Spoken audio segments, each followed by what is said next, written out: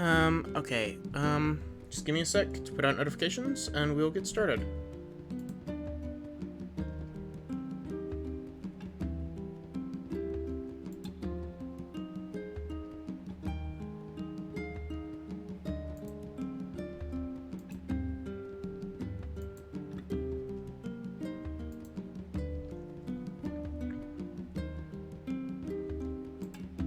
Okay.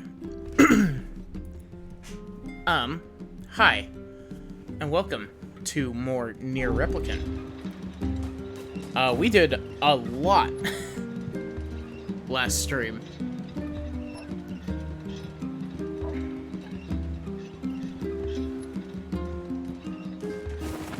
Basically, we did almost everything in, Arc 2 of this.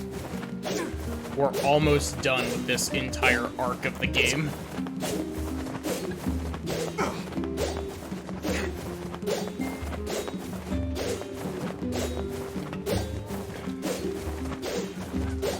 But yeah, we're off to Seafront to talk to the Red Bag Man.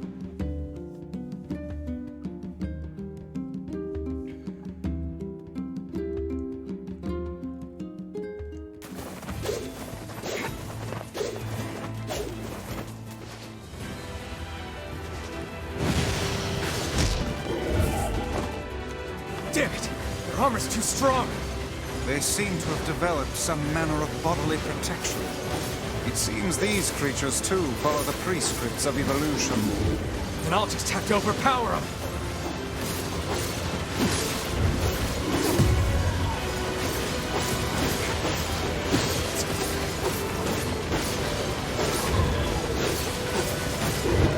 Ow. Oh wow, that didn't hurt nearly as much as I thought that it would.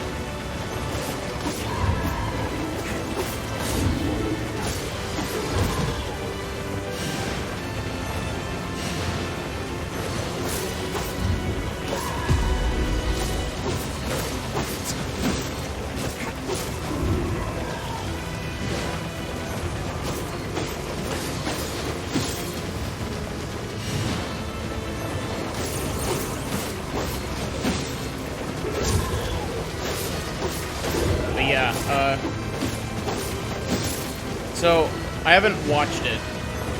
Like, I haven't actually, like, watched any of the trailers and stuff from it. But, the, Nintendo Direct that happened earlier today, there's some stuff in there that's really cool. From what I've seen. I haven't actually watched the trailers, but I've seen people talking about it. New Professor Layton game, which I'm super, super excited for. I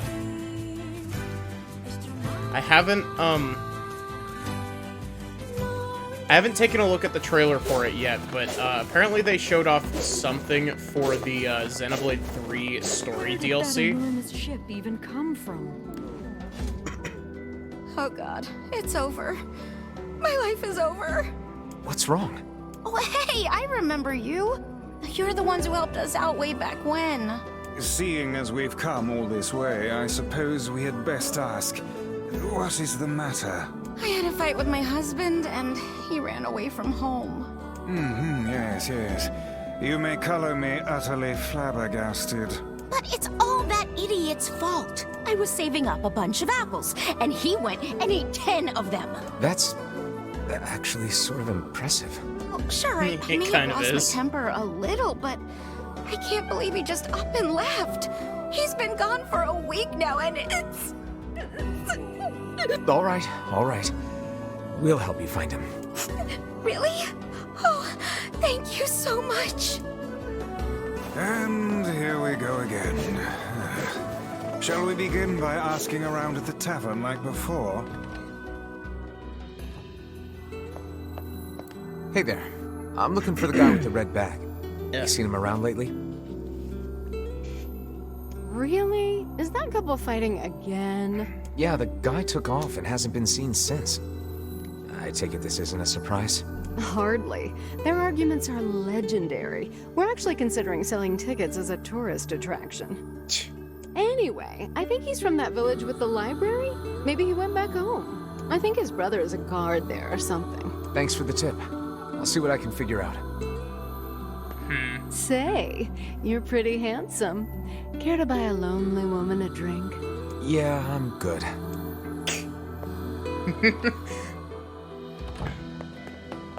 NieR really just said To virginity think is that cool. couple's Stay petty here. squabbles have become something of an attraction for the locals. Doesn't surprise me in the least. Seeing people like that puts a little spring in your step, you know? You humans truly are a maddening bunch. Such buffoonery does little more than wear this old tome out.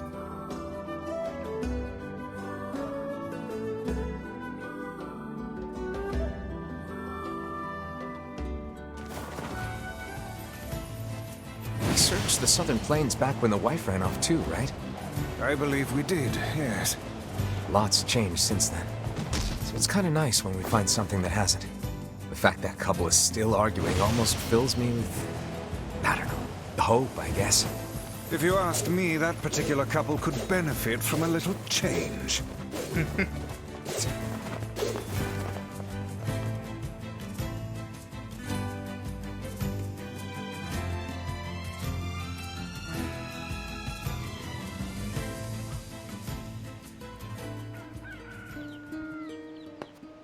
What's up? Oh, hey, it's you. What's up? You're related to the ferryman who carries a red bag around, right? Yeah, he's my little brother. Haven't seen him in a while, though. A shame. Have you any idea where he may have absconded to? Not a clue. Like I said, I haven't seen him. Oh, that's unfortunate. Oh, but the last time I did see him, he said something about using his ferry to deliver letters. Maybe you should try talking to someone at the post office. I guess we could ask the postman over in Seafront. Just once, I would enjoy receiving a quest that can be solved in the general vicinity of the Asker.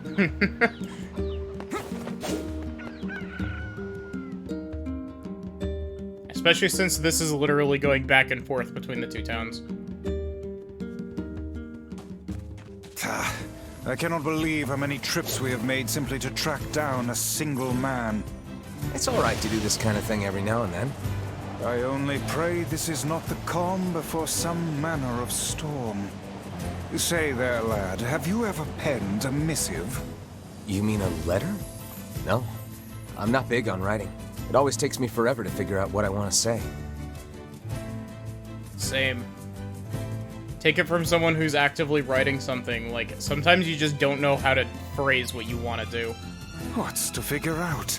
One simply takes quill in hand and unleashes their soul upon the canvas of the page. Whatever you say, Vice. Some people can do that.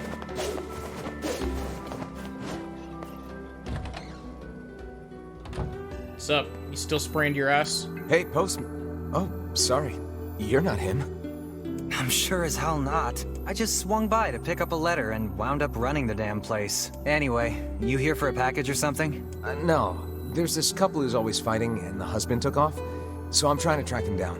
Ring any bells? Sorry, pal. You're asking the wrong guy. Still, that's pretty weird. My buddy's daughter took off too. Maybe running away is the cool thing to do now. I find it exceedingly unlikely this pair of runaways is mere coincidence. Any idea where she might have went? That is the question, isn't it? Actually, you know what? I bet she went to check out the huge shipwreck that drifted into the inlet the other day. Not often something like that comes around. It's all the kids have been talking about.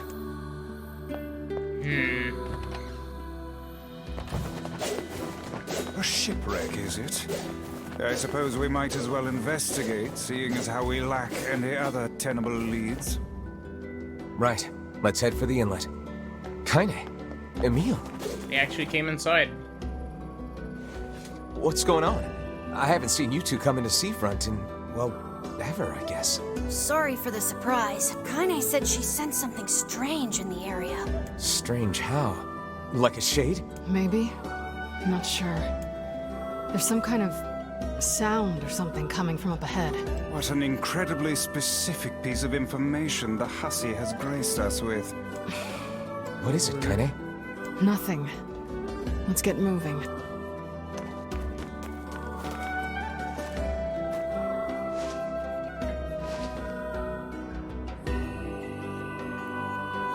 This reminds, like, this dungeon, this ship here, very much reminds me of the sunken ship dungeon from Okami.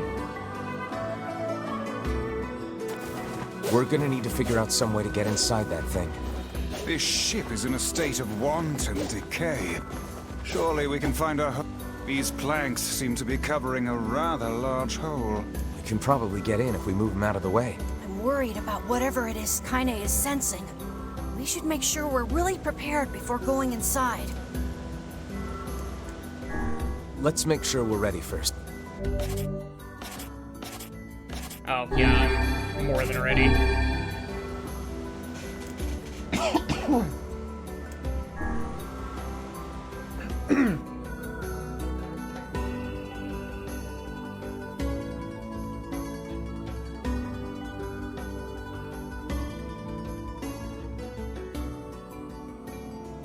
This ship is in poor condition indeed.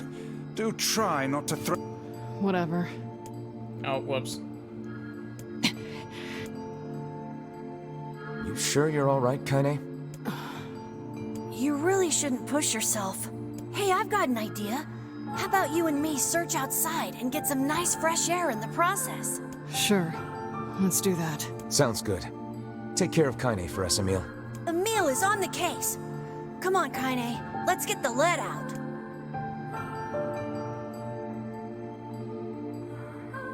This place is pretty gloomy. I'm having a hard time imagining any townsfolk hanging around here. Well, as we've no other leads, let the search begin. We require a key in order to proceed.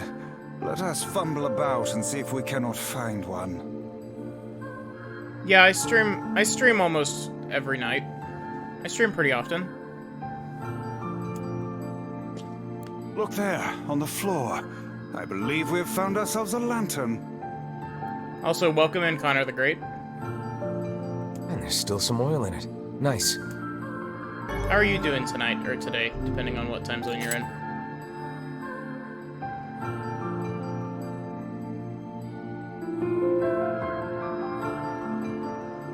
Wait, did you see that girl just now? I did indeed. How on earth did she manage to get behind us? Perhaps she is the runaway we heard tell of at the post office. Best track her down and take her back to town with us.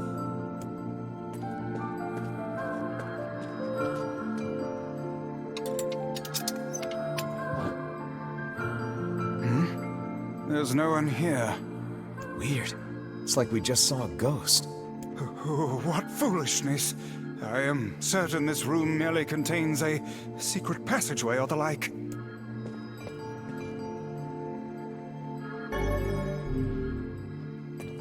What is with this ship anyway? There may be clues somewhere that tell of how it ran aground.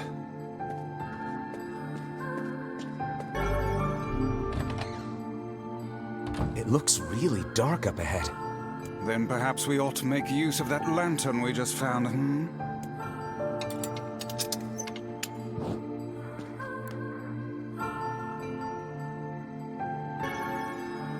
What's this?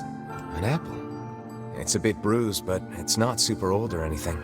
I wager it was dropped by that fruit-loving ferryman with the red bag. Perhaps he absconded to this ship to wait out the storm after yet another spirited debate with his wife. Ah, goodness, what a troublesome couple. Let's keep moving.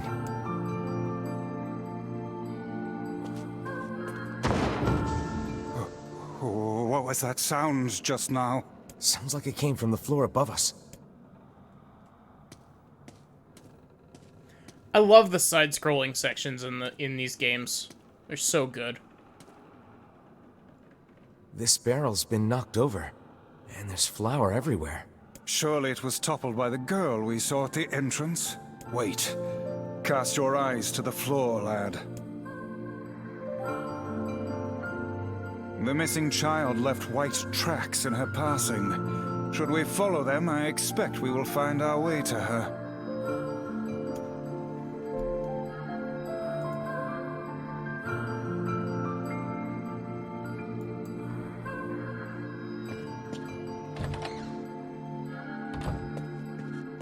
Man, this book's got some serious heft to it.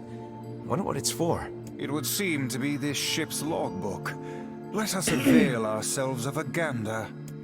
Records of the routes it traveled, the weather it encountered, and the places it made port, all in a painstaking level of detail.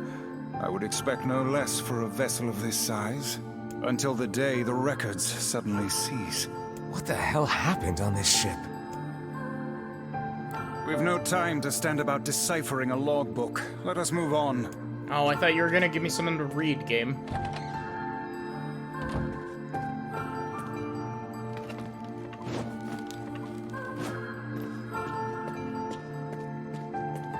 Did you see that light on the other side of the shelves?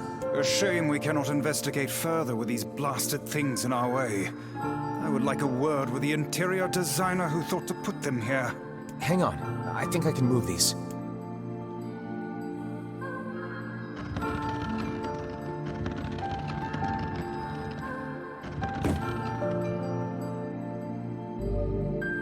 It appears to be caught in a crack in the floor.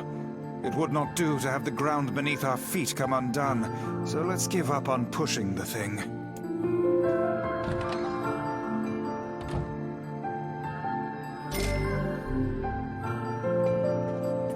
Hey, there's a notebook on this desk.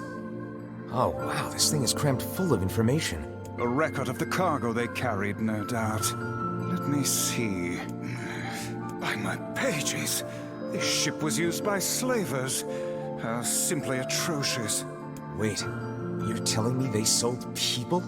And made out quite handsomely from the transactions, it would seem. How could they do something like that? I do not know, nor do I care to ponder it. Let it suffice to say there are monsters who trade coin for misery in all corners of this accursed world. There's a breeze coming through these shelves. That white vase is rather conspicuous. Try giving it a nudge. A hidden room. How delightful. You gotta love yourself a good old hidden room. These chests are pretty huge. And what do they contain? Treasure, perhaps? I wish. Looks like a bunch of iron tools. Those are no mere tools, lad. They are instruments of torture. I shudder to think what evil transpired in this room.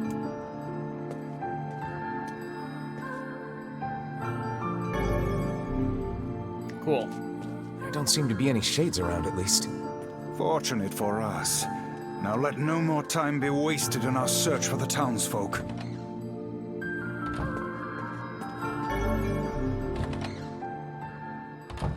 The white tracks end here. Wait, I hear something.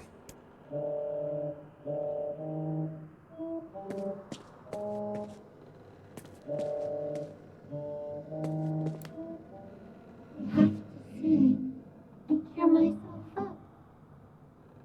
Where did he go?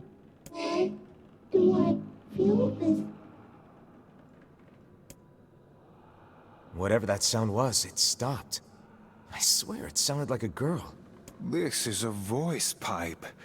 A contraption by which one's voice can travel to a faraway location. Which means the girl is in whatever room this pipe connects to. Hold a moment. I spy a chart of the ship's layout on the wall. Yes, this pipe connects to a cabin in the ship's stern. Onward and, inward, I guess.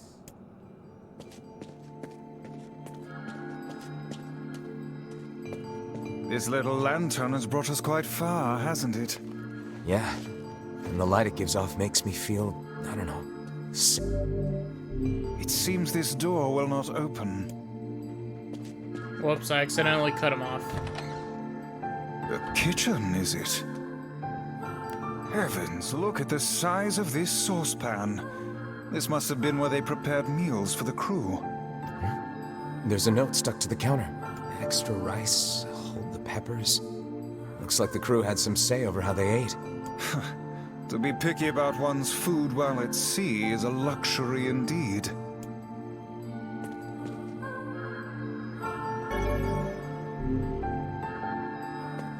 This ship's...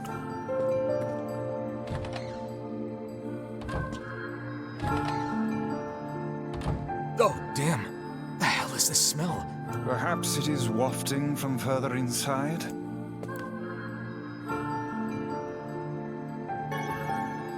Another apple. Just how many apples does that quibbling husband keep on his person while he's out and about? Let's keep searching.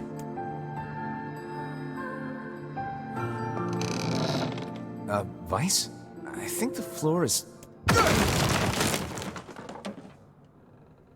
Speak to me, lad. Are you hurt? Been better, but I'll live. I can't see a thing down here.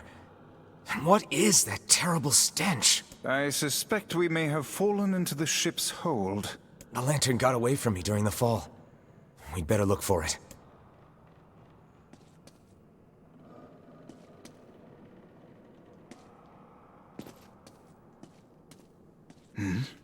Is that... Vice, that's it! We found the lantern. About time. Might I suggest you cease the celebratory fanfare and light the blasted thing already?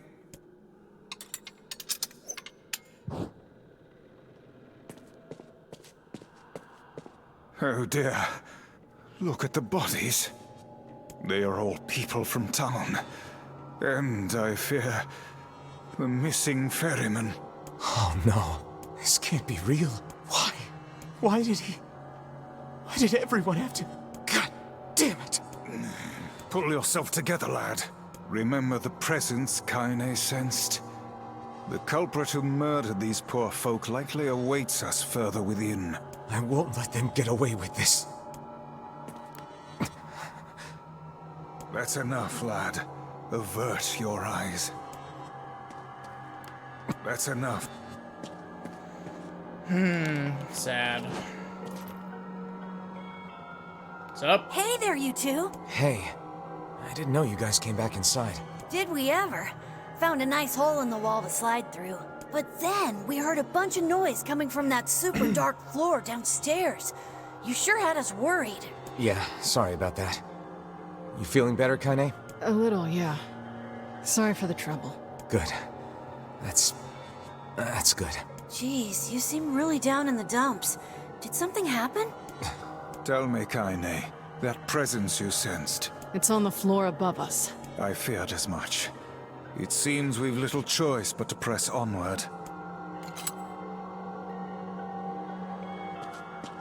Did you guys find anything on the ship? Some townspeople, actually. But they're all... Well, shit. You're really not looking so hot. Is everything okay? You shouldn't have to bear all this on your own. Once things calm down a bit, come talk to me about it, okay?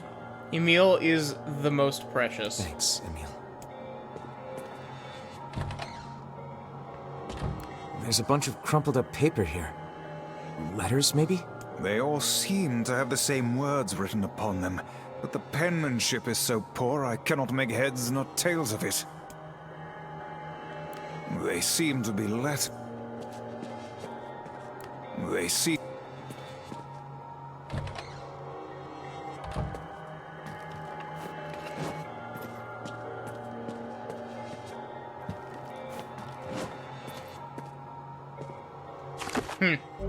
Completely normal postbox.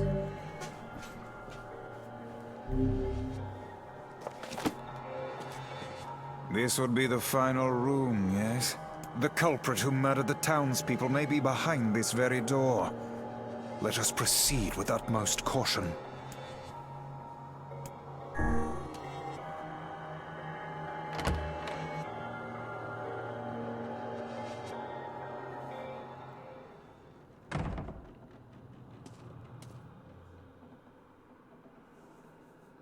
It's that girl we saw when we first entered the ship. Old lad, this is a lone child sitting inside a hulking ship littered with corpses. Something is clearly amiss.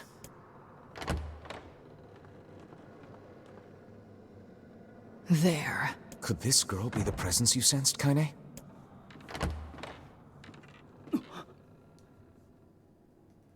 Oh, hey, it's you.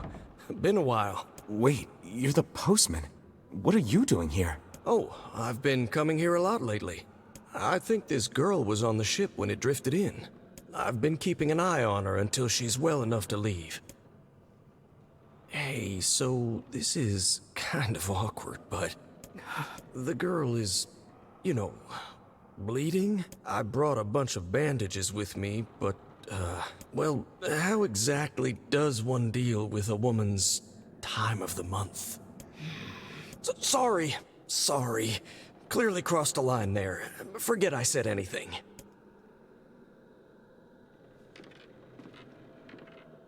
Stay the hell away from her! She isn't...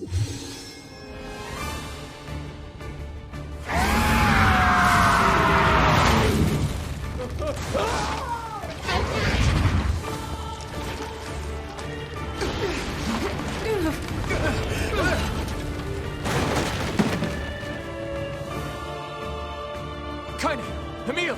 We'll figure something out. You just find a way to get the hell out of here. The two of them will be fine, but you and I must withdraw.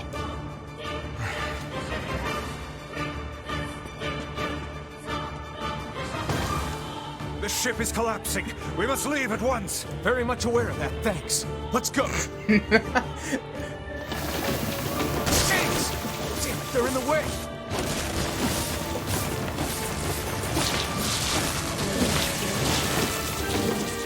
Very much aware of that, thanks. Looks like we can get out through that hole up there.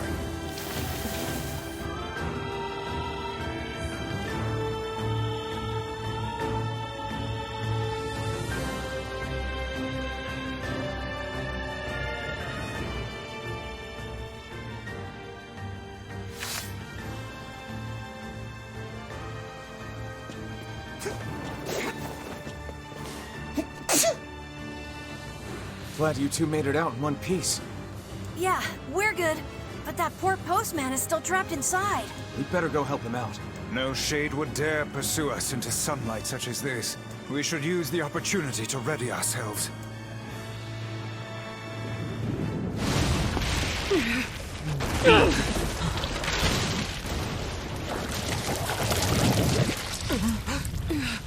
What on earth?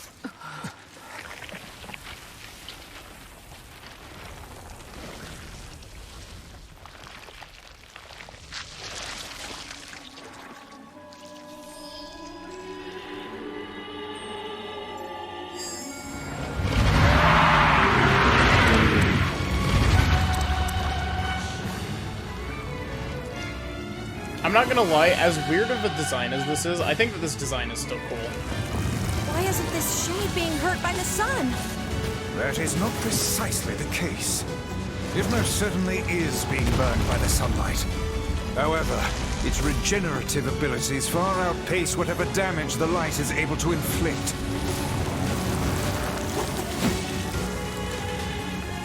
This light, something is coming. Get out of the way at once! I can't believe that little girl was actually this thing. This monstrosity is unlike anything we've faced before. Remain vigilant!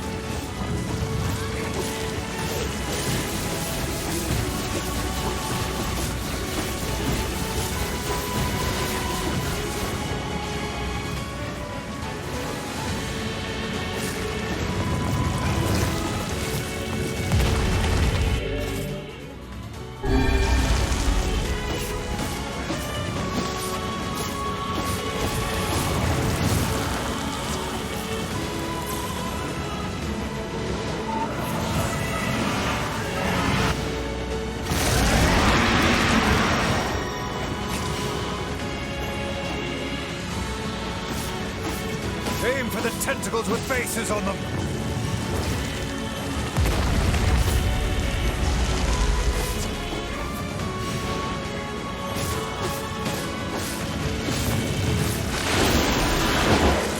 Don't stop now. Focus on the next one. This thing is gonna pay for what it did to those people. The town will be in grave danger should we leave this creature be. We must end it here and now.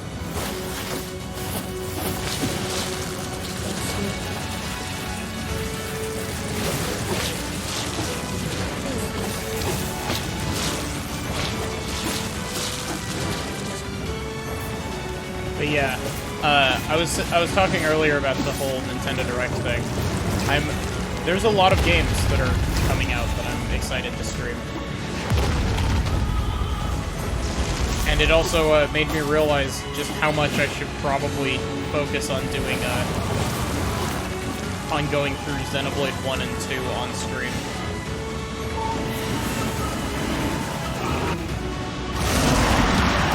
That nearly killed me.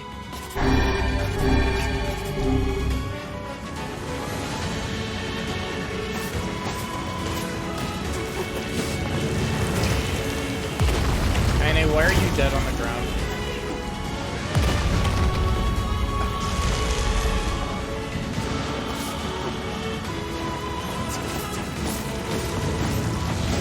Does Kaine actually have her own health bar that she has to worry about?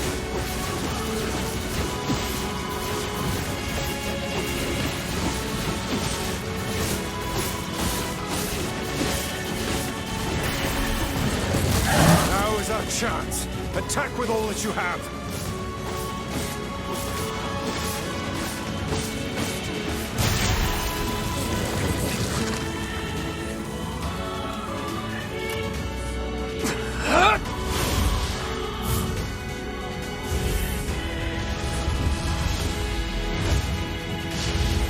Big fist.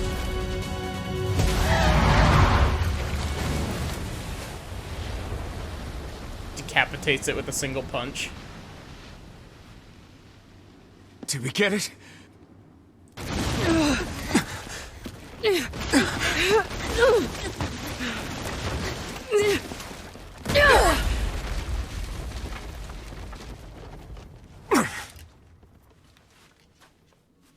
Oh, hell. That thing's huge.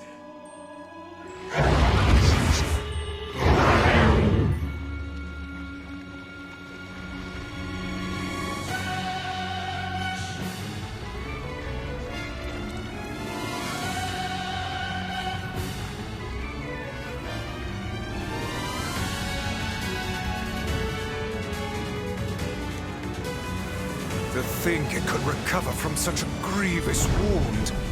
Ordinary attacks aren't gonna do shit against this thing. Here it comes! Dodge!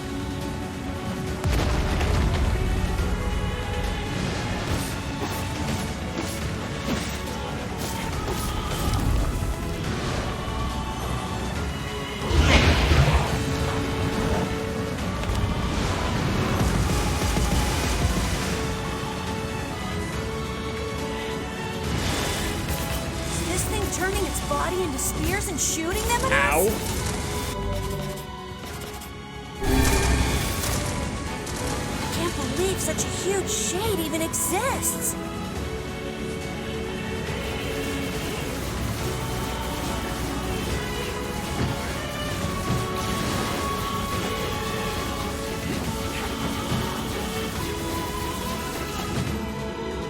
That thing ain't normal. So stay smart unless you want to get dead. This thing will destroy the town if we don't stop it.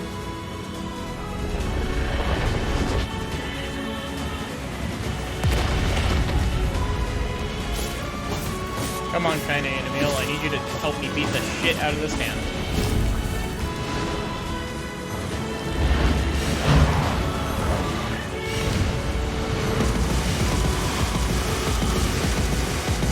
This is what the Pokemon move King Missile looks like. Yeah, I can see that. Damn it! My word, if this continues...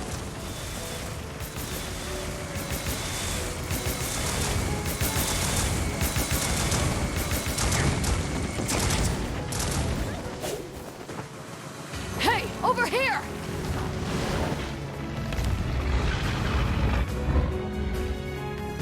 This guy's important to you, isn't he?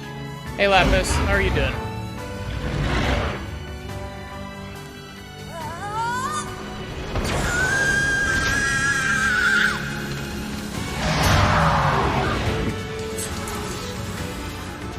This is here and now.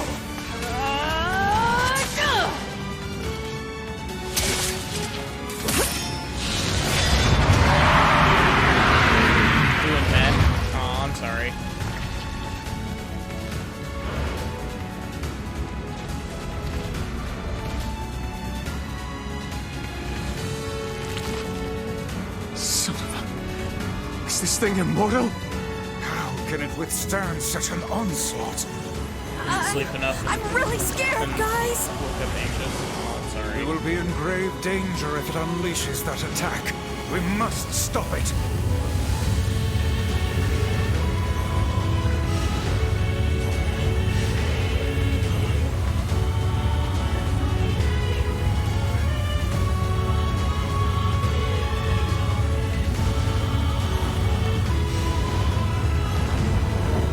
I think that's just gonna kill me outright. This cutscene thing.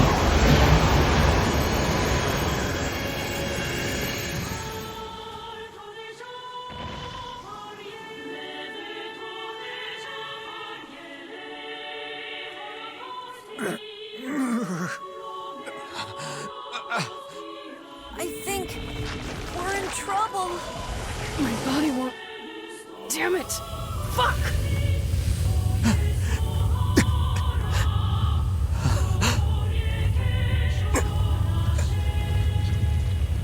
No!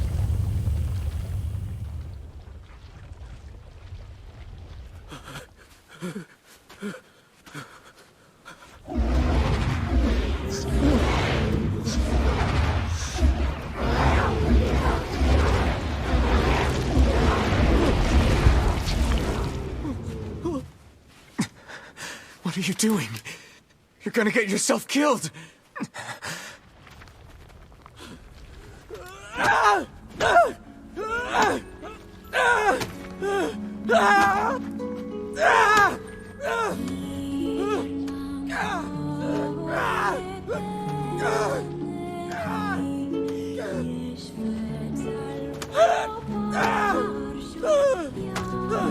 It stopped. Focus on the source of its magic. Aim for the head.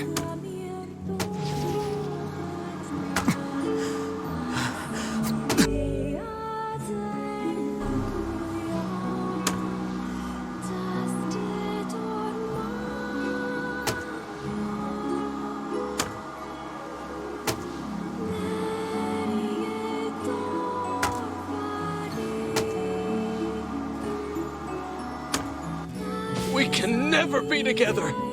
You disgust me!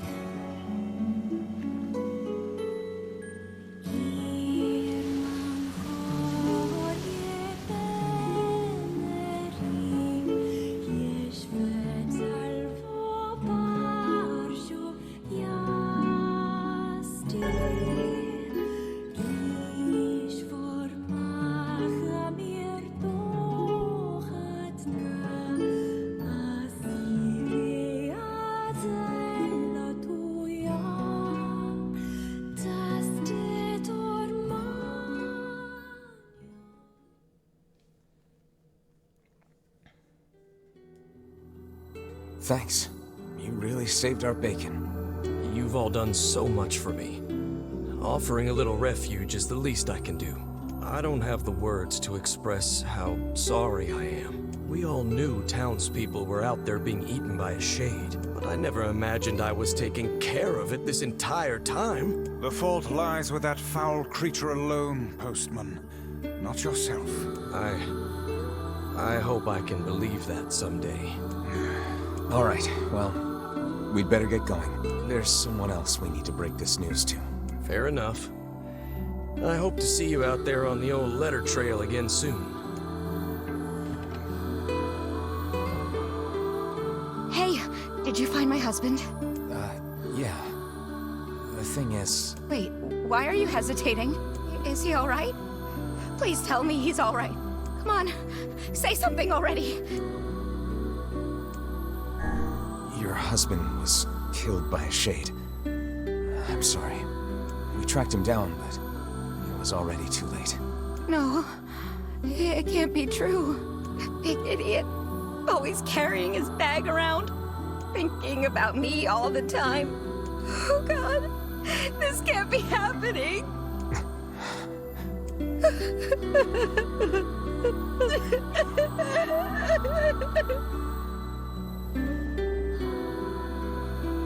It saddens this old tone to think we'll never hear those two at each other's throats again. If only I'd gotten to him sooner. Damn it. Do not let it burden you so, lad. You did the best you were able.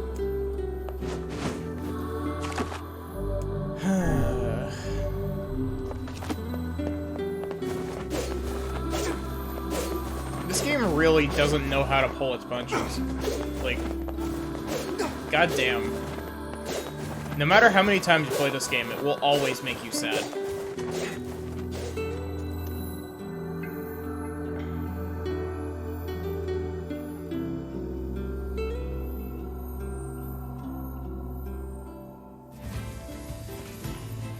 Hey, Kane. Yeah? You were threatening that shade on the beach the other day? How did you know it was trying to protect the postman? Just a feeling, I guess. All right.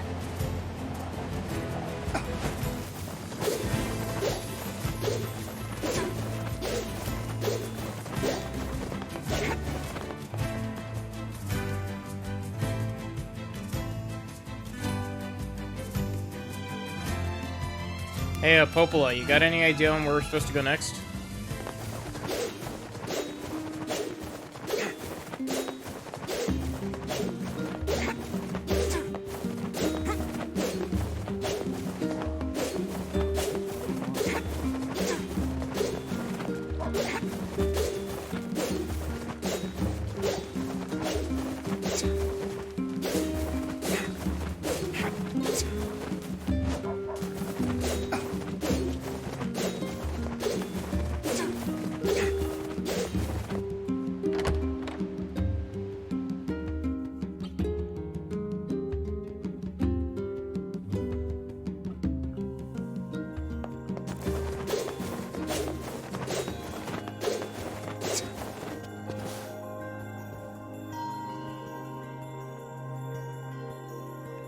Shades on the coast, the ferryman dead. You've had quite the rough trip. That poor ferryman used to tell me stories of the epic quarrels he had with his wife. He found the whole thing quite amusing. He loved her, though. He loved her with all that he was. I'm very sad to hear that he's gone. Still, you made it back safe, and I'm glad for that. Have you any new information about the key to the Shadow Lord's castle? I'm still working on the decryption, but I'm afraid progress has stalled. Loyal Cerberus might refer to a dog, but I've never seen anything that would fit the bill. It must be pretty complicated if even you can't decode it. Well, you're our last hope, so please keep trying, okay? I will. By the way, I was walking by your house earlier and I noticed you had some mail. You might want to check it out. Thanks. I'll do that. Oh, one last thing. Since the ferryman was missing work, I arranged for someone else to handle the job. I'll make sure they know to let you use the boat as before. Gotcha. Even without those we have lost, the world relentlessly continues to turn.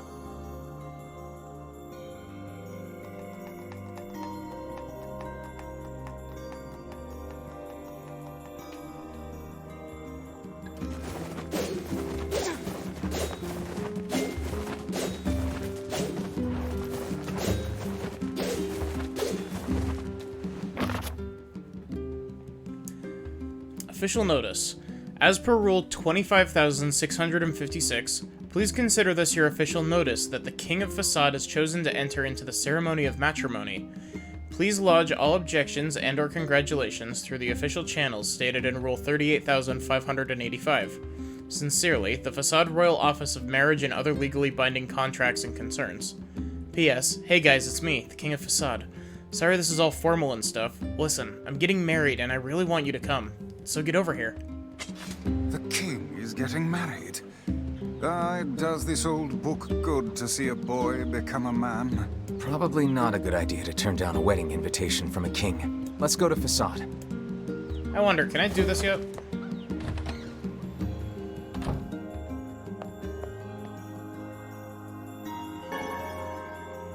Nope. I might need to be on a New Game Plus cycle to do that. Which, don't worry, we will be, so... Because this game has 4 endings. Or, well, 5 endings with an asterisk.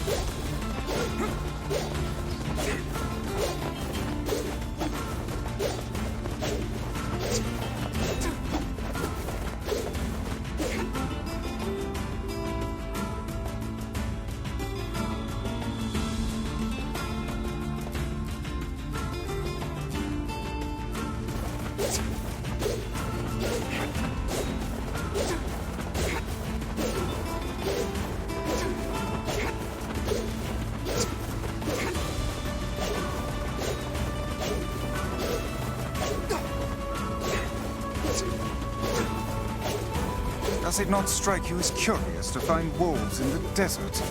Should it? They normally live in forests, yes. Deserts would seem to hold little sustenance for them. Well, we can certainly guess what they've been eating.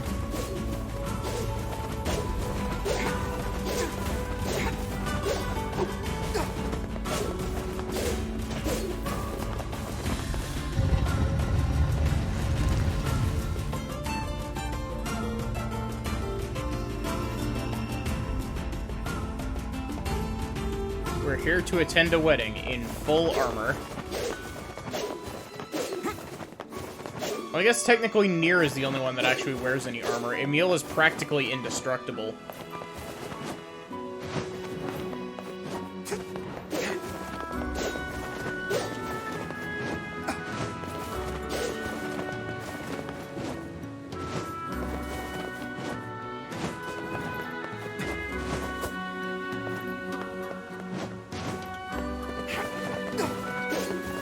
What's up? We're here on invitation from the king.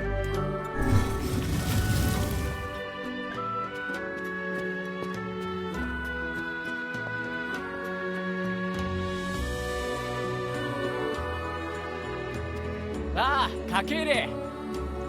Oh, you came. It's been so long. We hear your days of bachelorhood are coming to a close, King. Congrats. Forgive my prying, but we are all eager to know the identity of your lucky bride. Oh yes, how rude of me.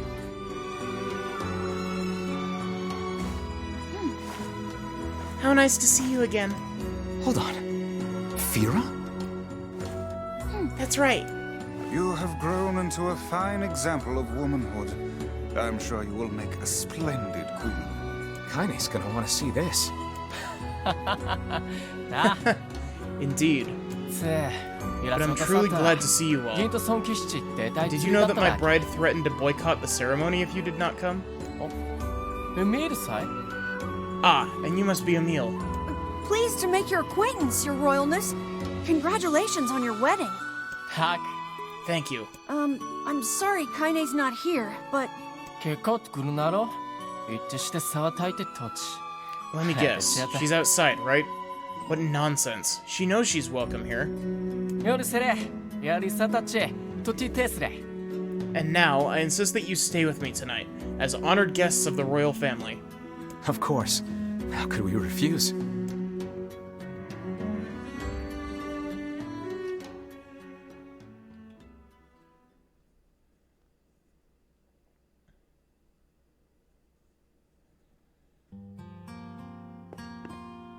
To think they even have rules governing the timing and water temperature of a bath. What's it to you? You don't even take baths. What's up? Kaine? What is the matter? I don't like this. Weddings are festive occasions, you know? Should I even be here? We were invited here by the king, remember? Sure. But what about everybody else? This city isn't like our villages. It's all about the rules here. And since there isn't a specific rule about you, I honestly think they won't give a crap. Yeah, maybe. Will you at least procure a new set of lingerie for the festivities? Some spring colors, perhaps? God. Keep talking, book. Let's see how smug you are when I toss you on a campfire. Let's see how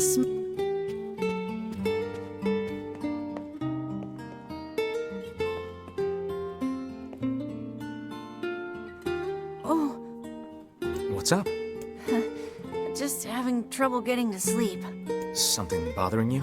No, the opposite, in fact. I'm just so excited about the wedding that I can't settle down. I bet it's gonna have streamers and dancing and bears on unicycles and everything. I'm sorta jealous. I wish I was Fira. You'll find a nice bride someday, Emil. Huh? Oh, right. Bride. You must be tired indeed if you misunderstood that simple social nicety.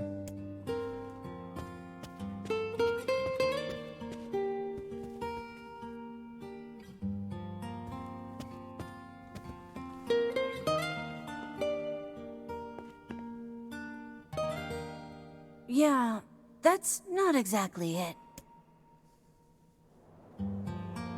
Emil has the gay vibes. Leoteta. Weta. The harvest was weak again this year, and my people are beginning to go hungry. Also, our quarrel with the wolves has taken a turn for the worse. The duties of a king are overwhelming.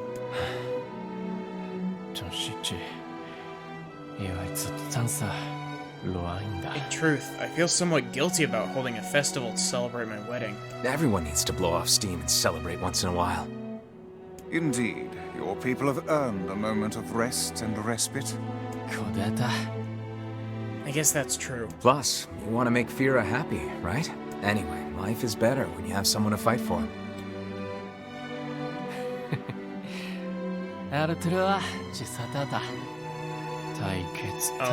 That wasn't written in the rules, but it should be, or something. Let's see. I can read it off the stream.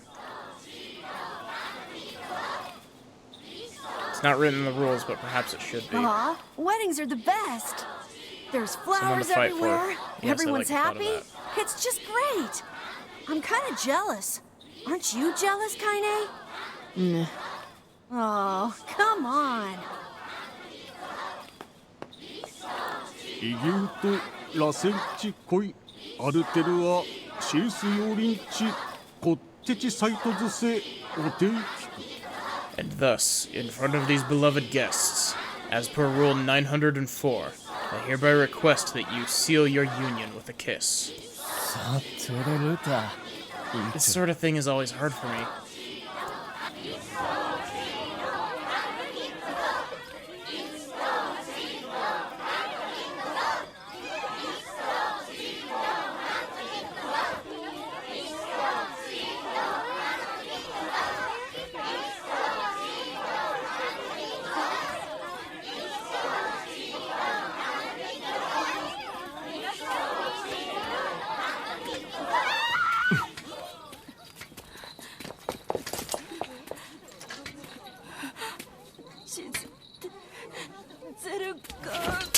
The wolves are coming.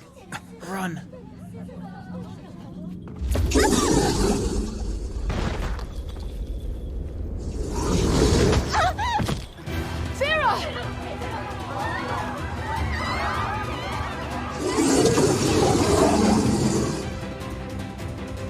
That wolf is a shade. The leader seems to have the power to reflect magic. Okay, then get in the corner and stay there. The wolves appear to be targeting you.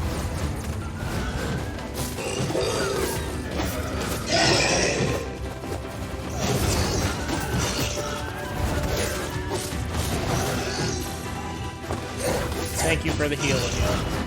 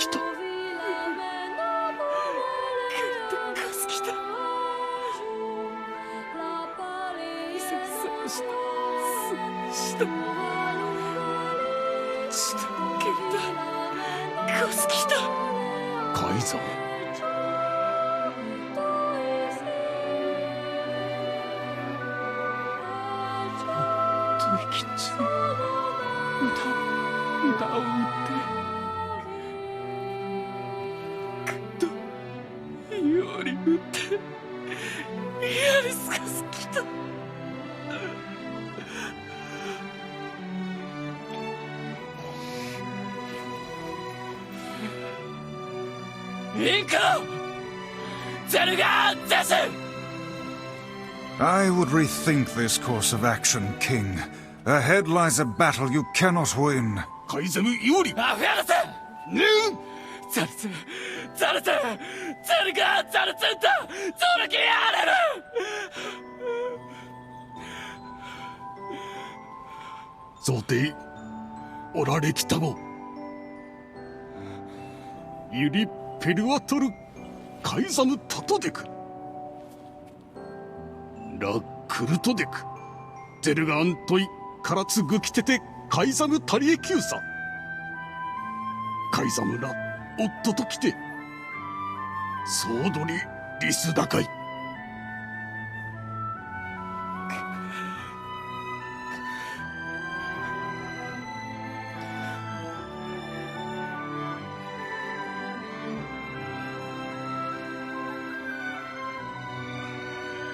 The king's grief is strong.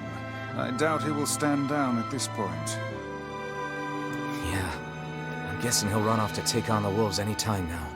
Will we let him go by himself? Of course not. Hell, I hate the wolves too. Then we must prepare for the fight. It will not be an easy one. I know.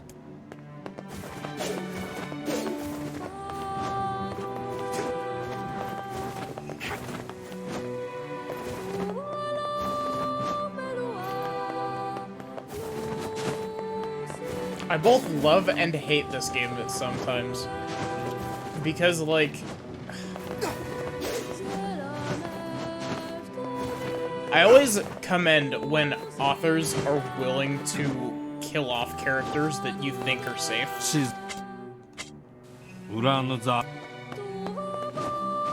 But at the same time, sometimes it's just like, no, not that one.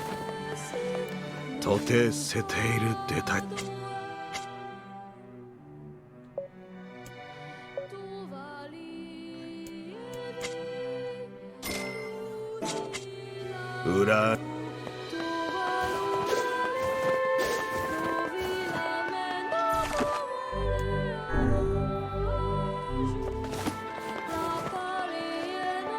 Oh wait, were we supposed to go talk with the king?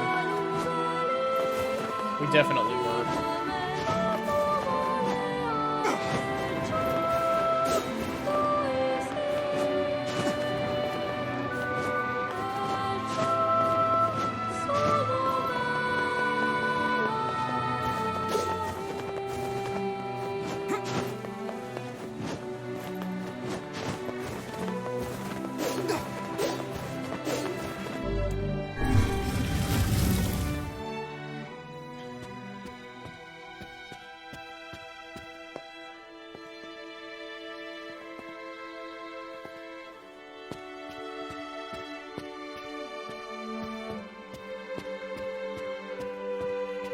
Are you ready for battle? Yeah. Time to avenge Fira.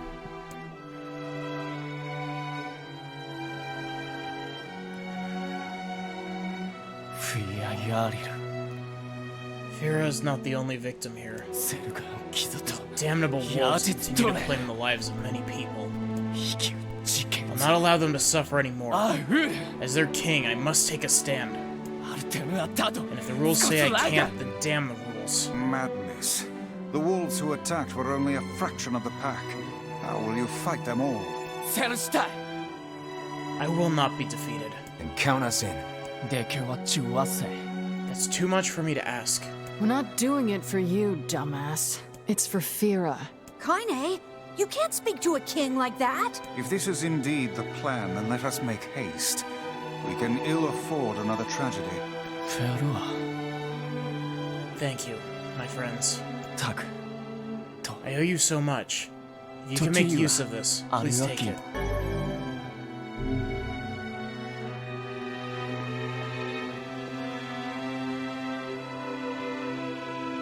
Kaizamu Akura. Where are you going, my liege? To strike the wolves. The city is yours. これで里アルテルはチンクルチーラス。 My liege, that is a violation of multiple rules. Did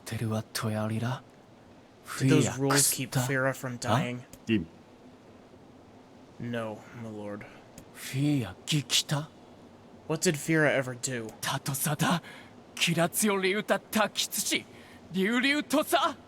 She was so close to knowing happiness, and then she had it snatched away from her.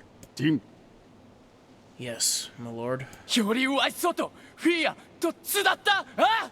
Was it Fira's fault that she was so frail? Fira? No, my lord. Then get out of my way.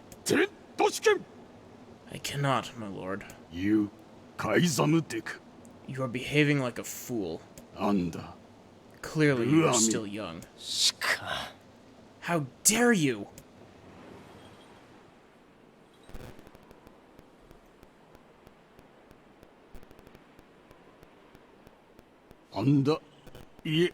Fia, ロテとやりかき急できた。と食いてゲルだ。ウラールペルワとカイザムでカイザムとアイタフィアアイザムでフィアチュレセキタとトダゼルガンでアンダゼルガンヤーリツガッチクリトカイダンゼスタルペルワ老体リスラ関係かけてしたすわれアルムーキエルトチギサンってきたアルム浮きわせんクユリエ押してキルタチエククギリスアーガイえカイザムより生きおつじでくごユラカイザムチゼストジーわくれたしよりやこうだだちより歌い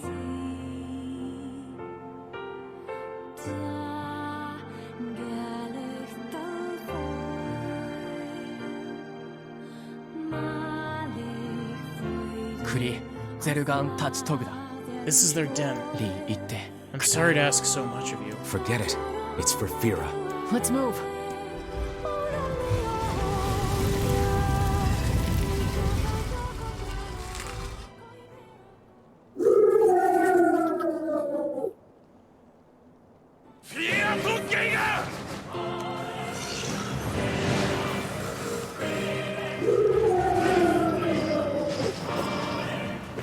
The wolves appear to be targeting the king.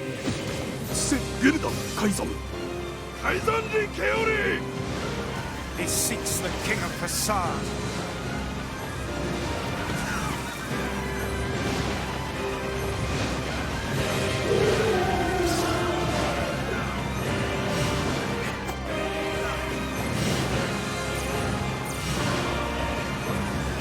That's really funny.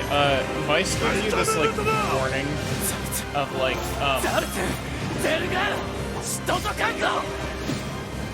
he says something along the lines of, like, this foe will be like or unlike any we've ever faced or whatever before you enter the point of no return for this fight. The smaller wolves are not infected with shades. As for the leader, If even one shade is here, then I have to kill all of them.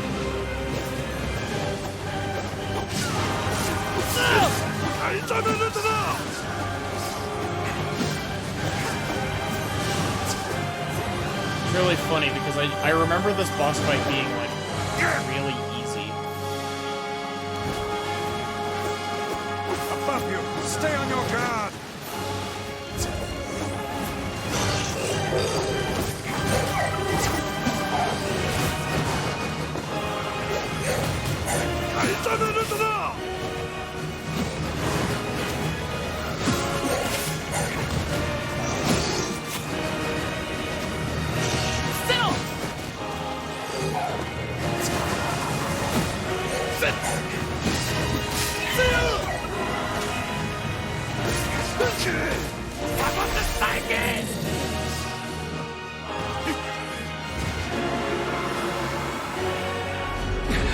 See?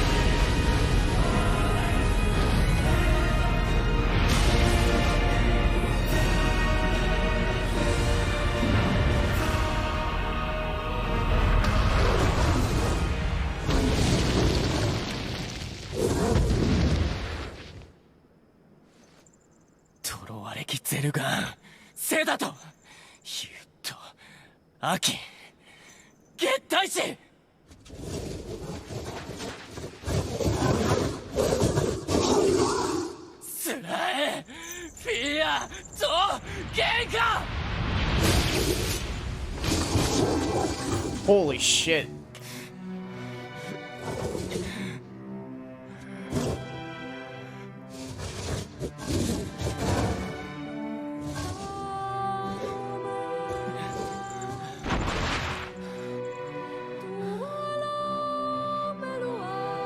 Oh. God damn.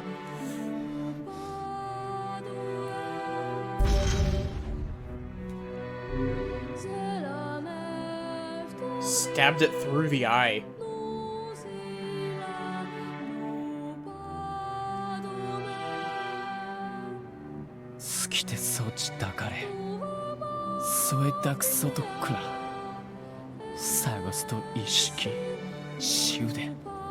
She was placed into indentured servitude at a young age and forbidden to speak. In that harsh environment, with no family, she toiled day after day. Just as her future was looking bright. I believe that young Fira was perfectly content with the life she had. She was? Of course. Does this not sound like what she would say to you? She was terribly proud of her king. And now you must do all you can to honor her memory. I will do my best. I swear it. I'm sorry. I need to be alone right now. The king isn't allowed to shed tears in front of others. Is that another infernal rule? People of the mask live and die by our rules. Sometimes we even break them. You're not right, Fira. The poor king. This is all the Shade's fault. Come, we'd best to leave him be. This is the last of them. Now we can find the Shadow Lord. And Yona. We certainly can. Hold on, Yona. I'm almost there.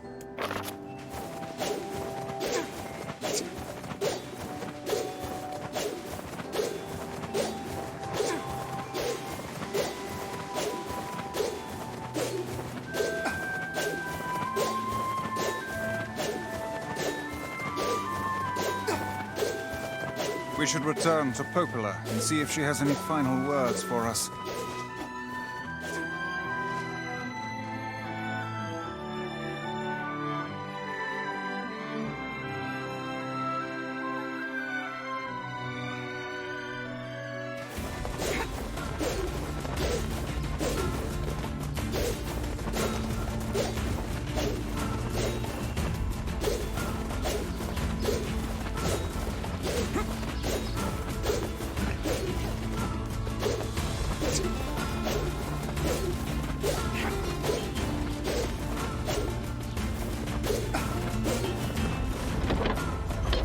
Okay, Popola.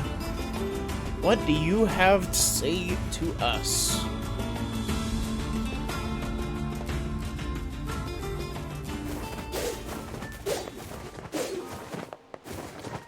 I marvel at how relatively simple a task this retrieval process proved to be.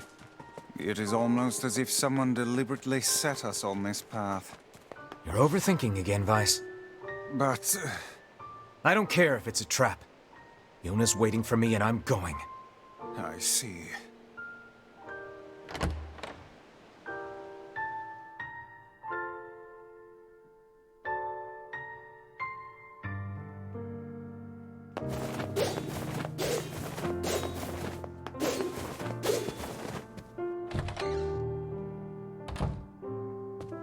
You're really gonna do it?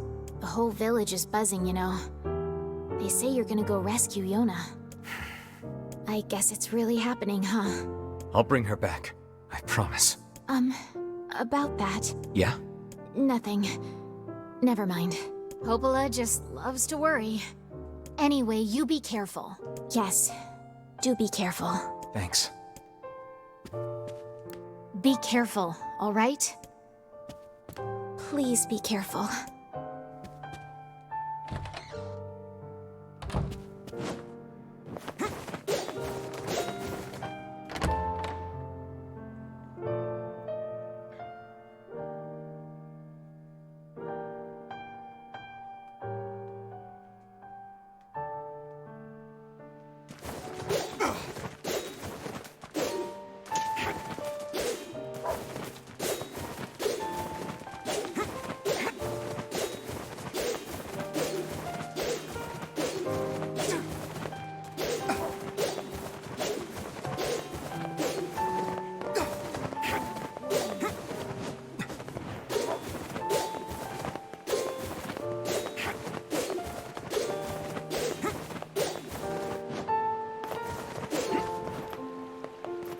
Oh there. Popola told me about you. Just tell me where you're going, and I'll take you there. No charge.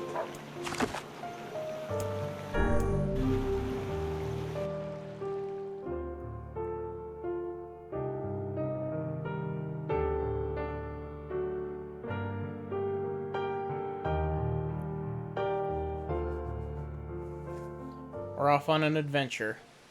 Are we ready? Let's all make it back alive, okay? It's a plan.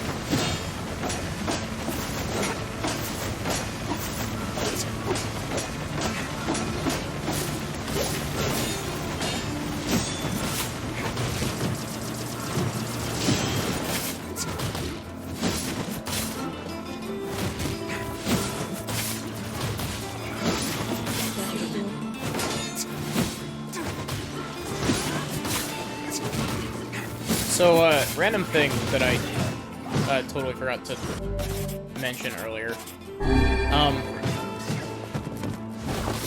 So today was my mom's birthday, and so we went out and you know, did festivities and whatever. Yes, one of the things that we did as a festivity. Oh shit! Thanks for not giving me the slowdown notification when I got down to that point. I think that's like the second game over we've gotten.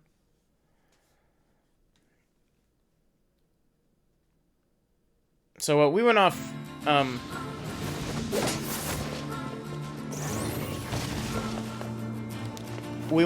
you know, did festivities, but one of the festivities that we did was, there's a local place in town that does, hatchet throwing.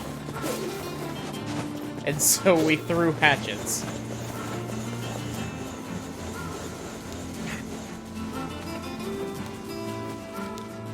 How did not a single one of those hit me?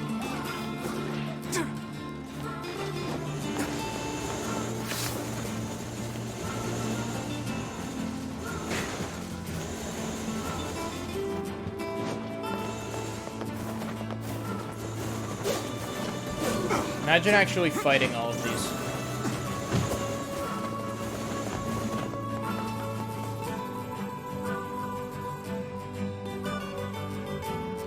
But yeah, hatchet throwing was a lot of fun, actually. It's basically like darts, but you get to absolutely huck a giant blade at something.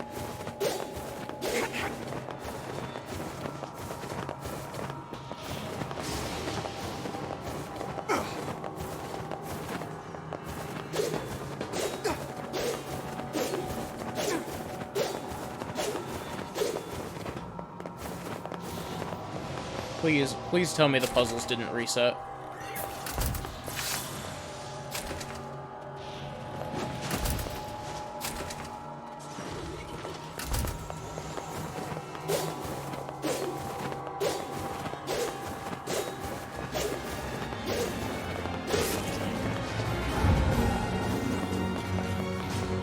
Yeah, that's the staircase that's blocked, so we need to go further around.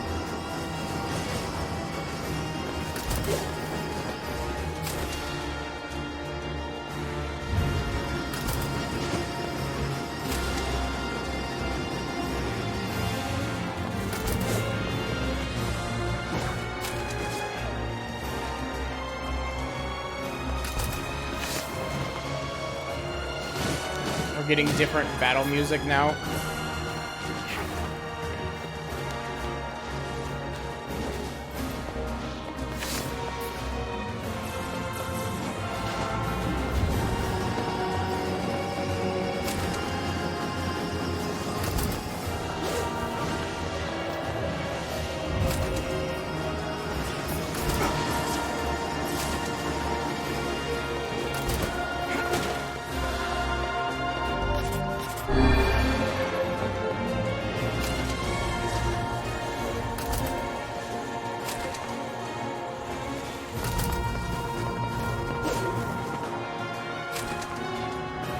You know, I just realized that if I do Bayonetta, like, directly after this, I'm playing 2 Platinum games back to back.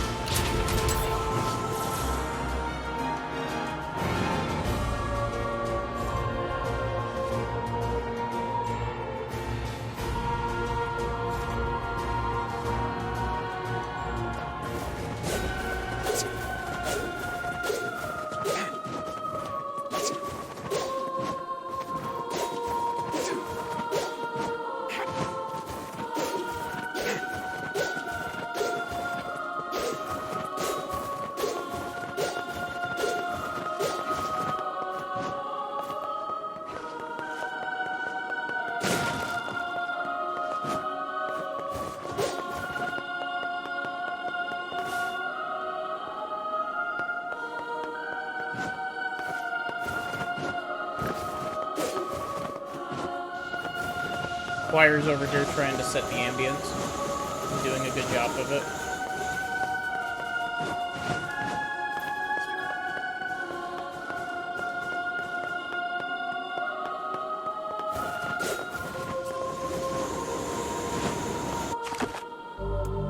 Save here.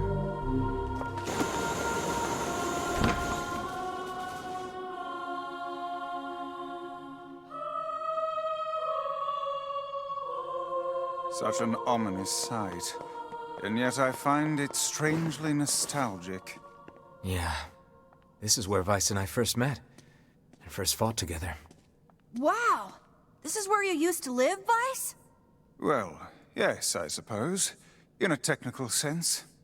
Pretty nice digs for a floating magazine. At least it was free from annoying hussies like yourself. Point of no return. And now, the path is open.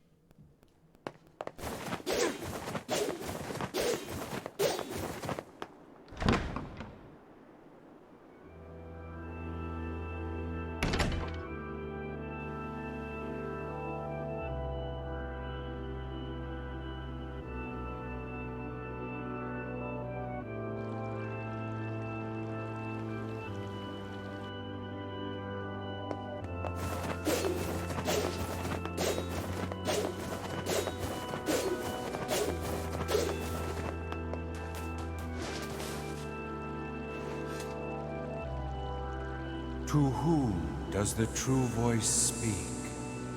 To whom does the true form show itself? You must answer. It can talk! I ask, why did humans disappear from the world? The hell is this? I believe this is some manner of password. Password? Yes. The correct answer should grant us access to the castle. I feel confident I've heard this somewhere before. To whom why did you must... Because of a black disease? I answer, because of a black disease. I ask, how can humans extend their lives? I answer, by acquiring leaves of the sacred tree.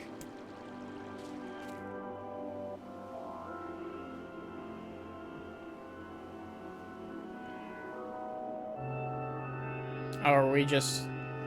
Does that just reload the area?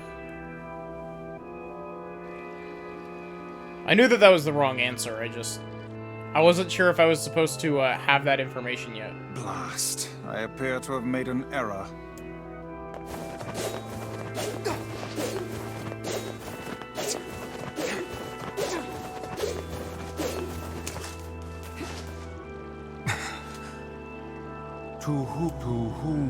Why did humans disappear? You must... Because of a black disease. How can humans extend their lives? I answer, by separating body from soul. I ask, what is the destination of souls?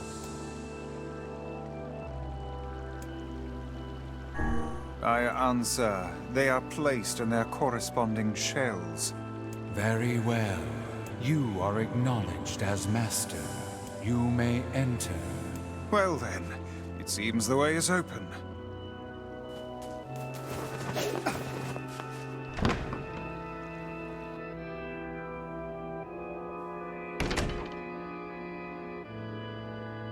What's up?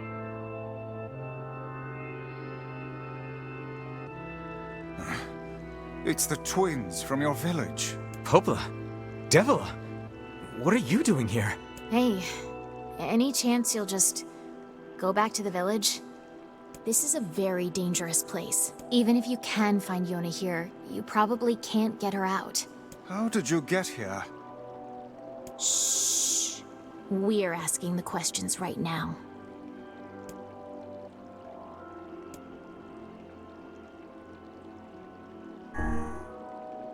We're here to rescue Yona. No dice, huh? Well, I guess we don't have a choice then. No, I suppose not. How sad.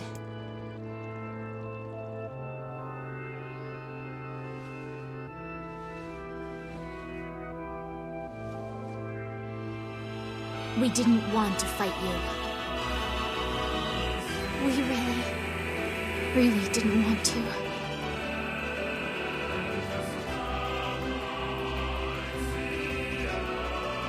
Devil, what's happening? Sorry, this fate was predetermined. Still, we spoke to truth. We really wanted to avoid this if possible. We were hoping to put it off for 100 years or so, until the next generation came along. What are you talking about? Are they shades? I don't think so. It's a lie. I don't believe it.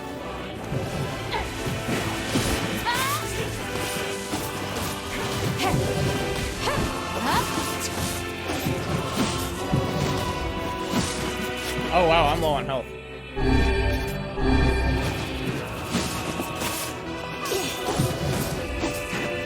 We never thought you'd grow to be this powerful. This is madness. Why do you block our path? You have no cause to speak so with us, Grimoire Weiss. You are a traitor.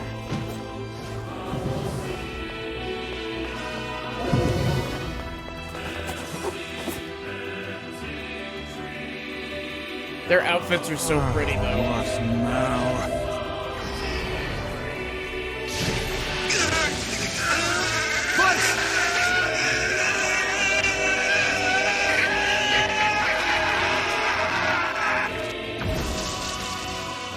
They copied my powers. Ah, shit on a shingle. They can use the sealed verses. Of course we can. The power came from us in the first place. You were simply loaned a small portion of it. Vice! Are you alright? Devil, both of us. Why are you guys doing this? Why are you siding with the Shades?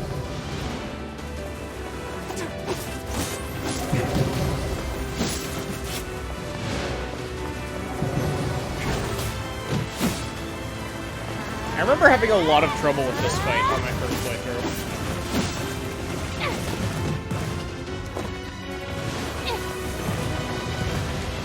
Stop trying to punch me. Stop succeeding at punching me, please.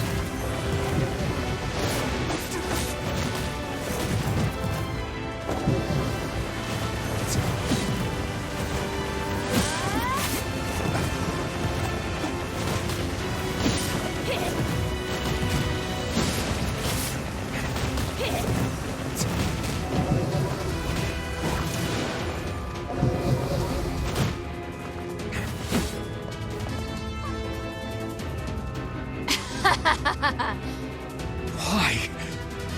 The answer to every riddle lies within the heart of the Shadow Lord. The Shadow Lord? So you've been on his side this whole time? You must search for that answer yourself. You've got to face your own truth now. Please, enter the Shadow Lord's castle.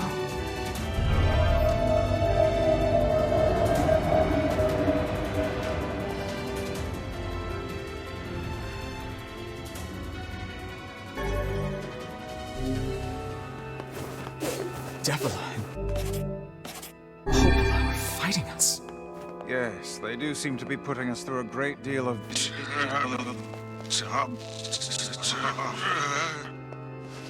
You okay, Vice? How odd. For long years, my mind and tongue have been my greatest assets. But now the latter seems to be...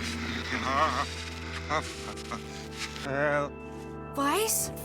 Do not look at me like that. I am Grimoire Weiss. I am Wolfgang.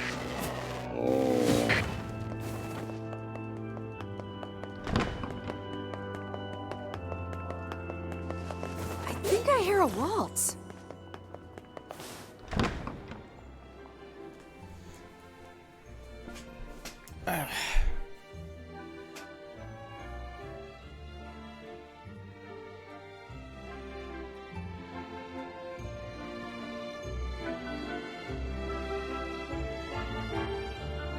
I also remember this being a bitch.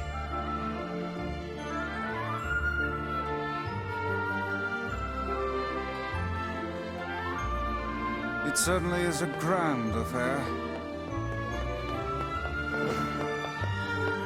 Bunch of dancing bastards. They're all shades!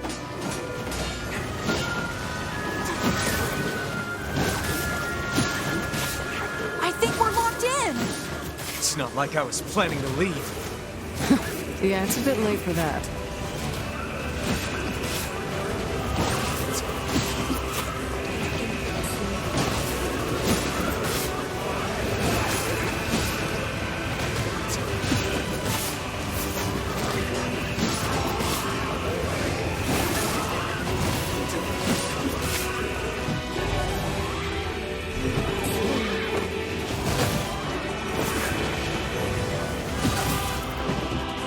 Thanks for putting me in the fuck box, dude. Very appreciated.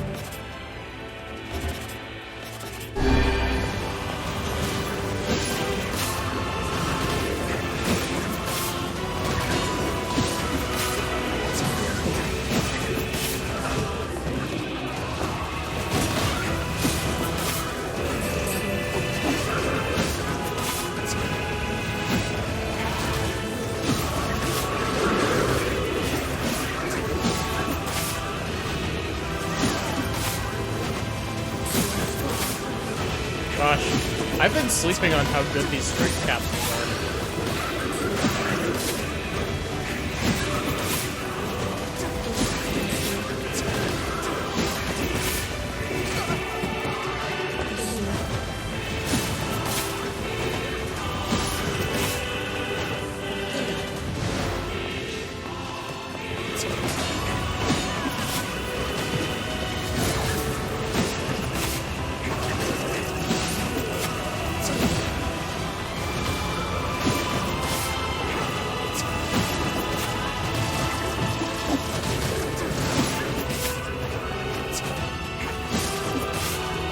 It's also kind of dumb how how these guys become magic resistant when you knock their armor off.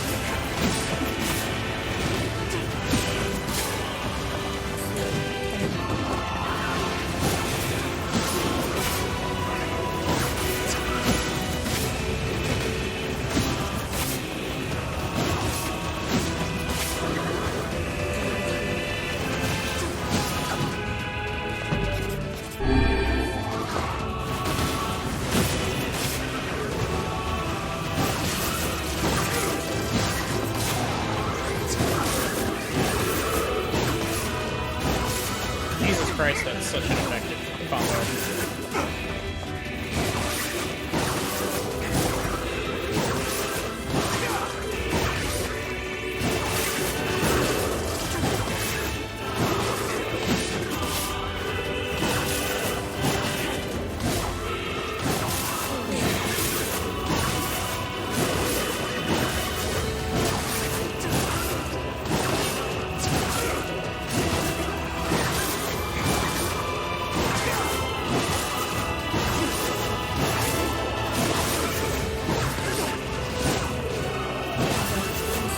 I like these big ass hammers these guys have.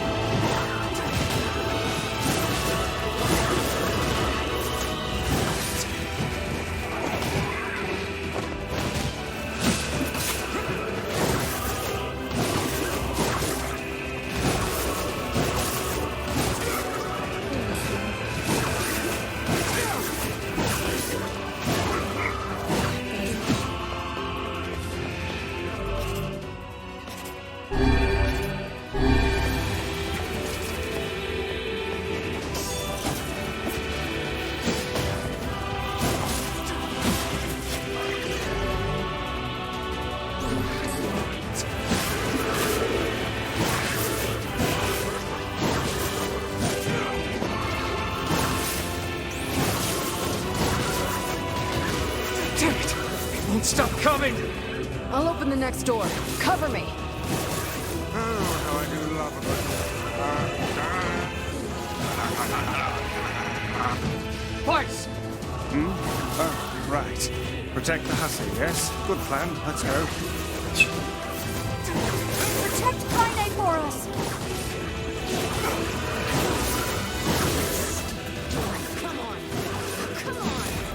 Kaine! Hurry! It's not open yet? Do I look like a goddamn locksmith to you?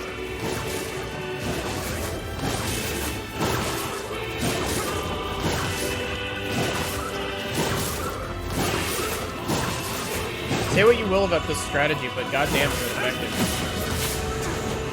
Doing nothing but heavy attacking the enemies. No, you idiot. What are you doing? Lock doesn't want to open? Fine. I'll just break it down. Stop, you impatient fool.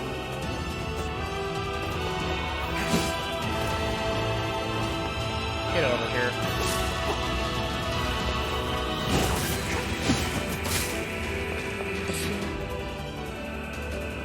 They stopped coming. Damn no good bullshit bastard! Open the fuck up already! Ugh! Got it. Kaine, look out! Kinda gonna get stabbed through the chest again. For the third time. Huh?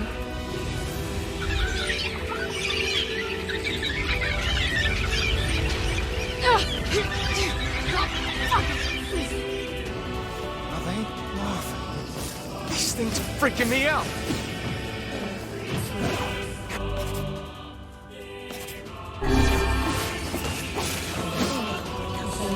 Kaine! What's wrong? We need to help Kaine!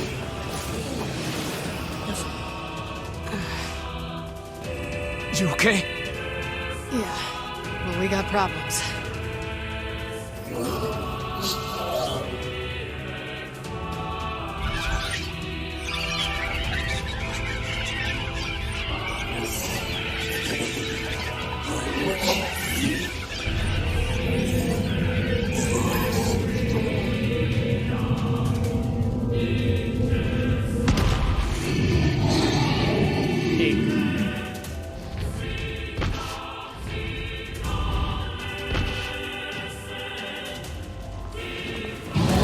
We don't need forgiveness, asshole. Kaine?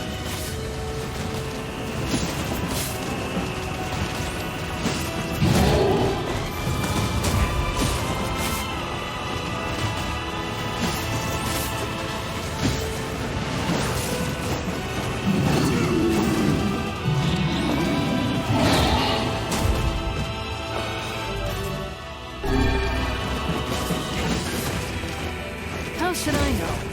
Kaine, are you alright? I'm fine. Let's just kill some shit and move on, alright?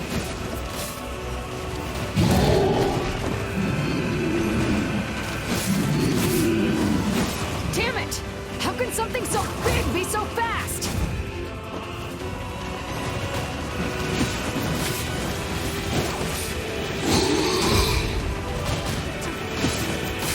There we go. Pig down. Damn shit. Oh dear. Bigger pig.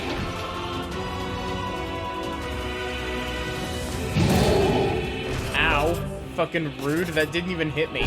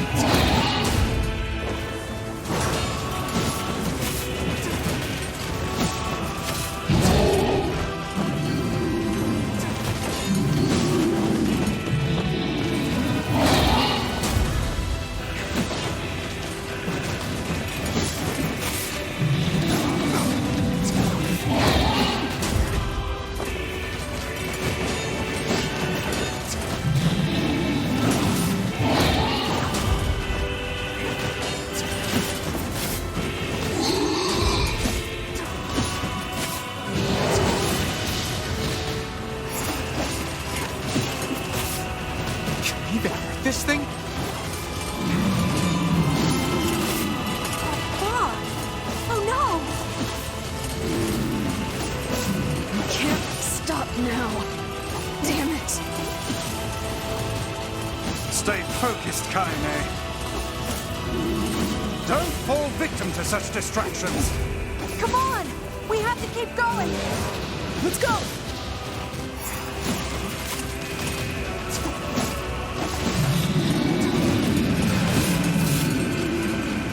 This way! Move!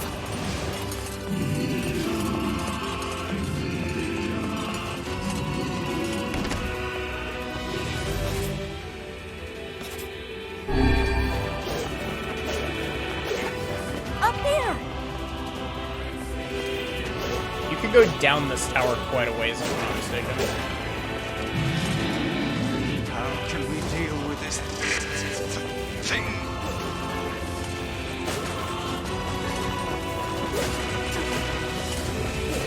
Please, hurry!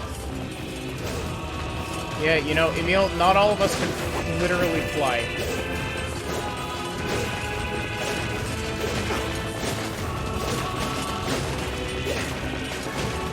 Oh, that just kills you. Fantastic. Thanks, game. Love you too.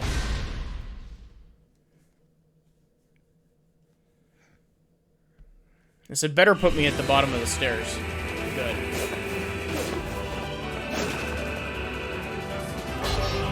The Dragoon Lance. Up here!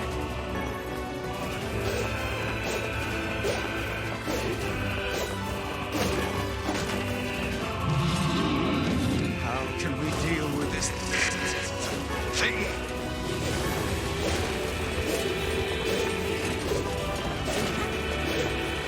Please, hurry!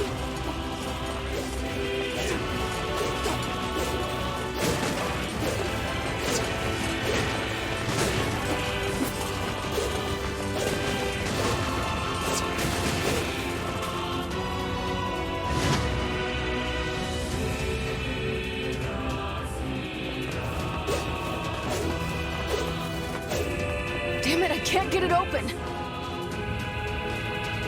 Big boss fight, Mark II. Somehow it's Attack completely incoming! covered in armor again.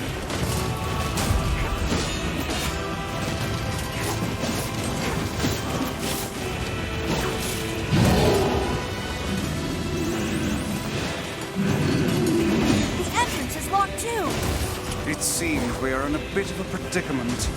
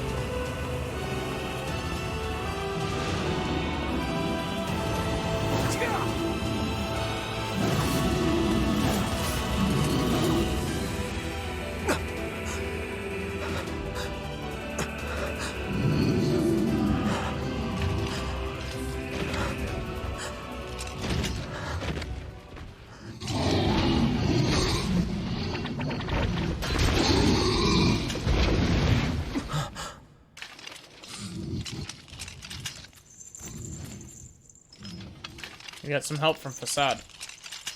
傘程度と地いるとって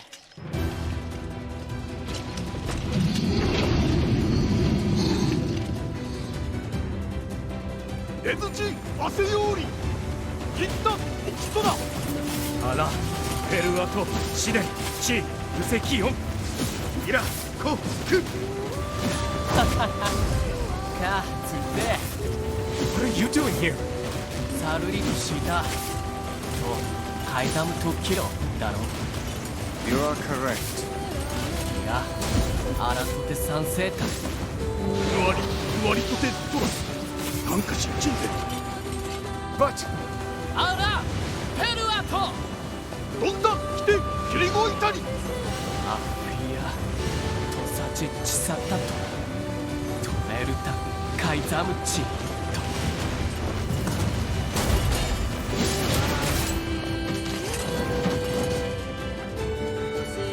Hey! Stop! Let me go! Stop it! Damn it! King, no! ギ後でアリクラーサ開こう No! Open the door! You can't fight that thing on your own! ゆくくおたおきアルタビュート来るとこっちいる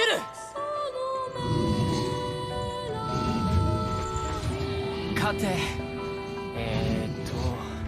ケタルイトエチケロアルテリアだせギウジ各石技師真鍮カレルタカイザムテラスなんだあらたてウラーヌペルアトチウラーヌカリバテルトトチ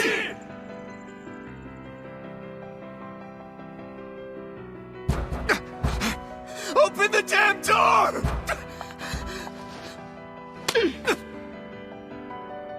Knock it off already. Let's go. Kaine.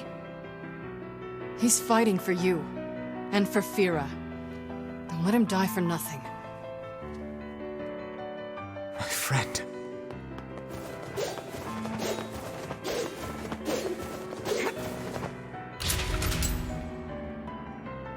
Big Pig is too strong.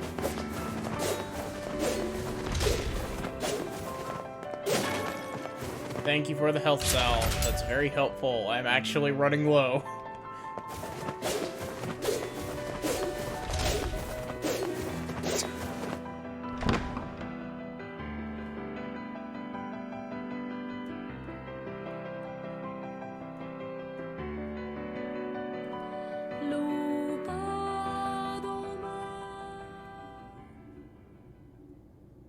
What's up? Is this where you chill out when you're not at work?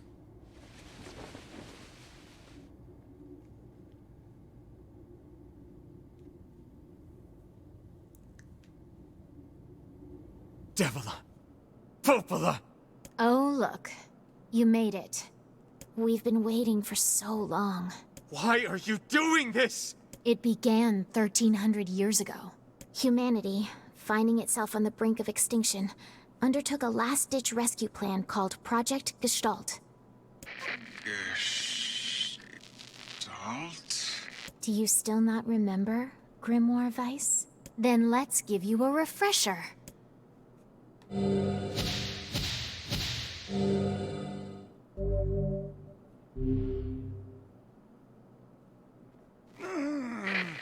Weiss! My mind. I remember. Devila. Popola. You are not human. In fact. Oh no. Yeah, sometimes the truth can be a real bitch. You want to finish that thought for him, sister? All of us. Every person standing in this room are mere shells created by the true humans. What are you saying? You still don't get it? You aren't human. So then humans, I mean, the true humans, are extinct? No. They still live on. You know them as shades. Each shade is a twisted remnant of what was once a human being. Crazy, huh? Now let's skip the part where you stand there with your mouths agape and just get down to business. Wait. Wait! Sorry, but we're gonna be needing that shell of yours. The rightful owner has been waiting for a very long time. Please don't be angry with us. We are only doing our duty. Our endless existences have a single purpose: to control the lives of others in accordance with the will of the true humans. You have your own motives, your own desires. And we have ours. I fear it really is just that simple. Don't speak such foolishness. Sorry.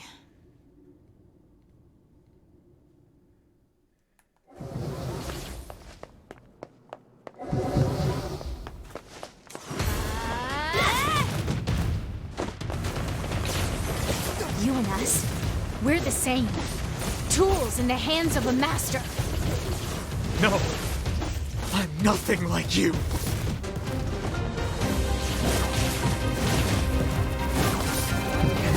I remember this fight being a bit of a bitch as well.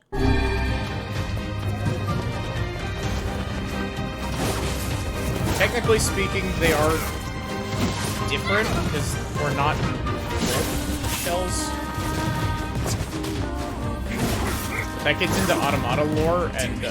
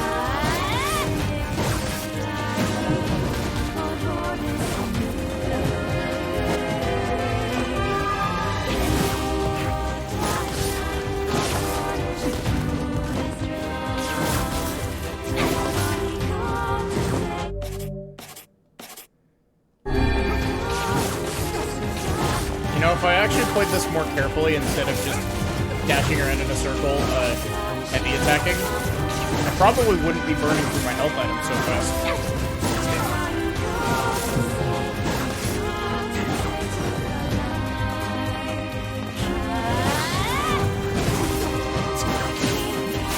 It's far too effective of a strategy.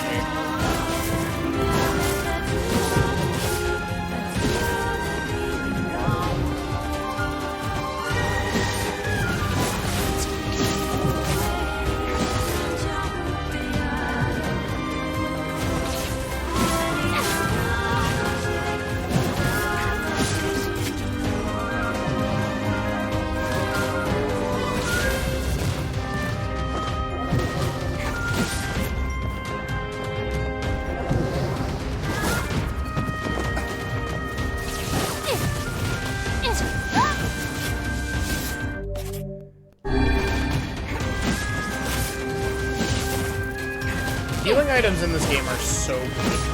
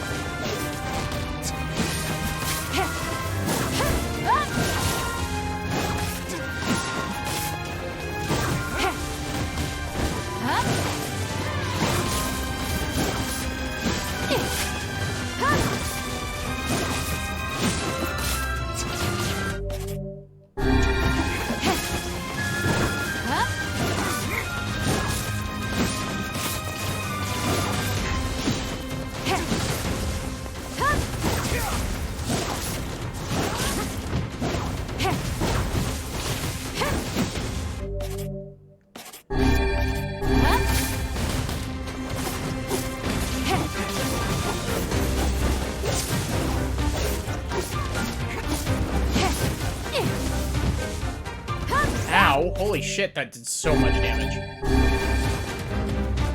What's up?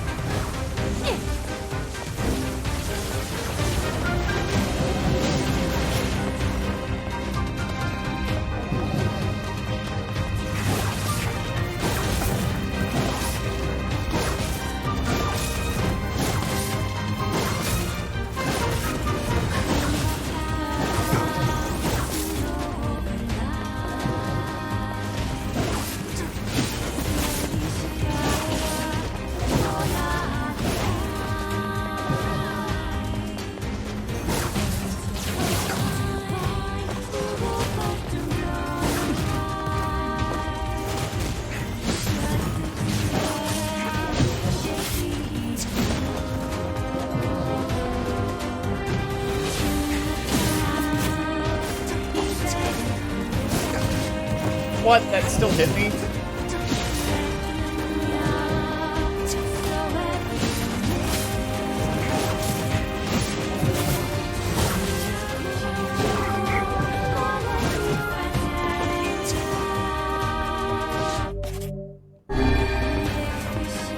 leave me with any healing items for the Shadow Lord.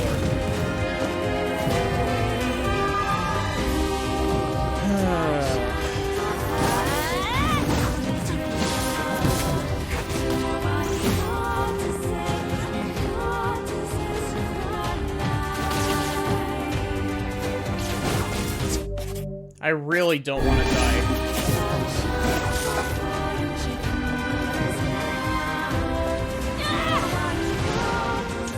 Be gone.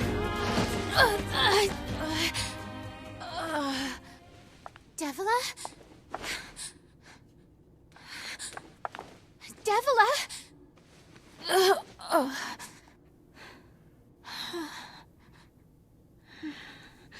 You know...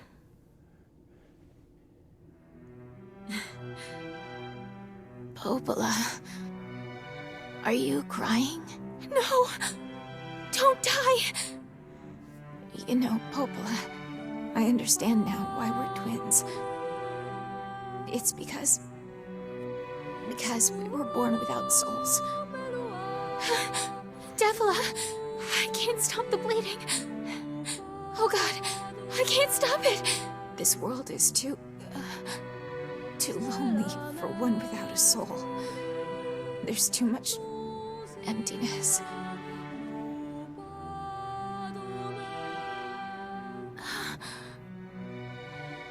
Our souls are missing. And yet somehow our tears still work. It's kind of weird. Sorry, sis. I love you. Devila! Devila! Don't you go! No, I can't be alone! Devila!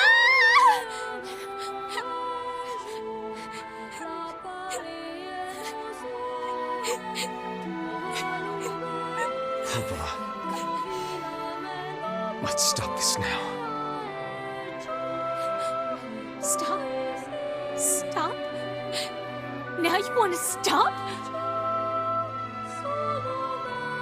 You think you have the luxury to stop? You cut down my sister like a goddamn animal and now you want to stop? Popola, wait! It doesn't have to— No one stops! It's way too late to stop! No one stops!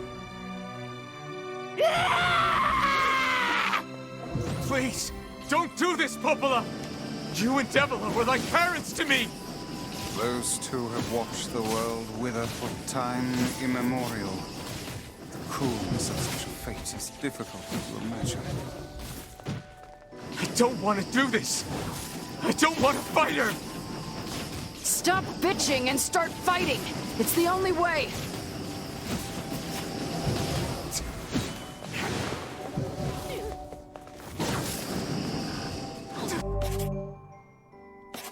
Ugh, we're in such a shitty position currently in terms of items.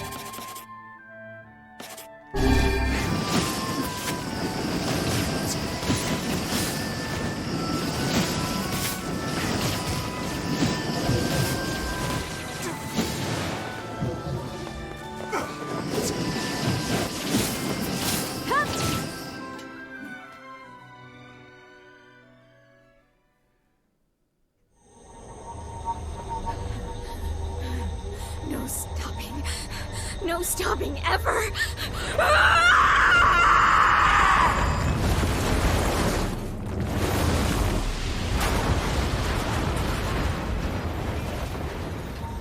The bridge! Blast! We're trapped! I've got an idea!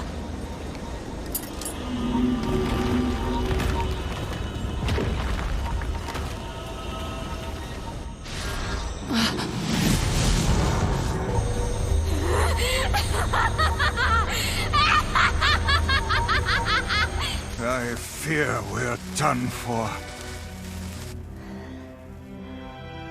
It'll be all right. Huh? You know, when I was young, I hated my eyes.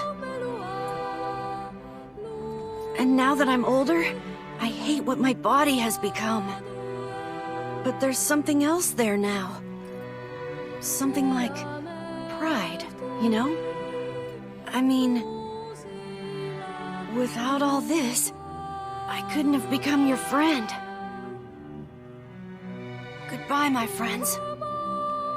Thank you for everything. Emil! For so long, all I could do was destroy. But now, I have a chance to save something. No! Now get going, okay? Emil! Don't worry about me. I'm gonna be fine.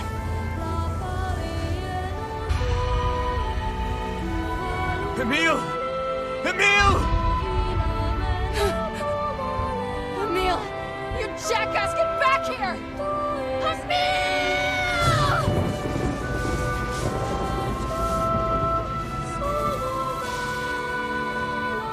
Oh dear. Kaine's so unstable, and Vice can't stop arguing with people.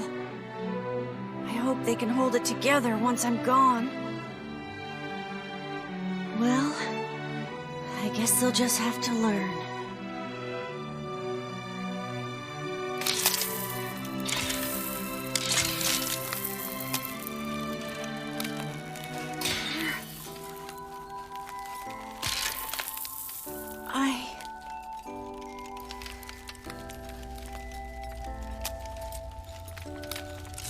I want to see you again.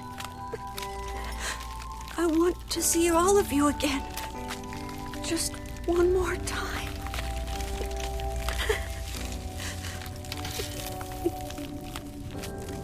I'm scared. I don't want to die.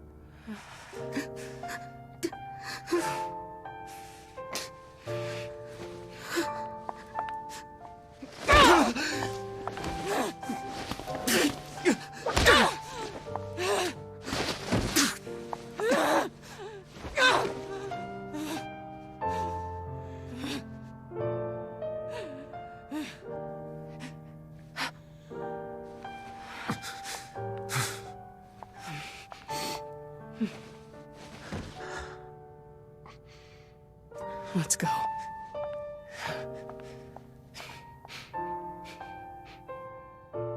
Yeah.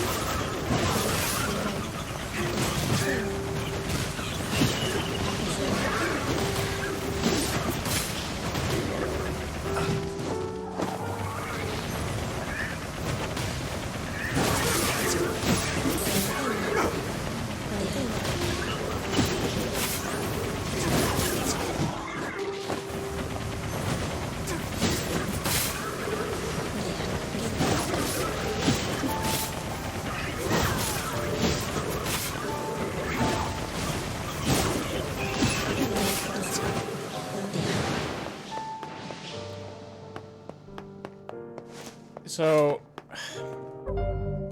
as much as I don't want to, like, step on what the game's done because it's fantastic, I will say I do have one issue with the, I have an issue with that whole, like, scene where, you know, it's like, you know, now you want to stop, and it's like, no, we never wanted to fight you in the first place. You forced our hand by literally attacking us first.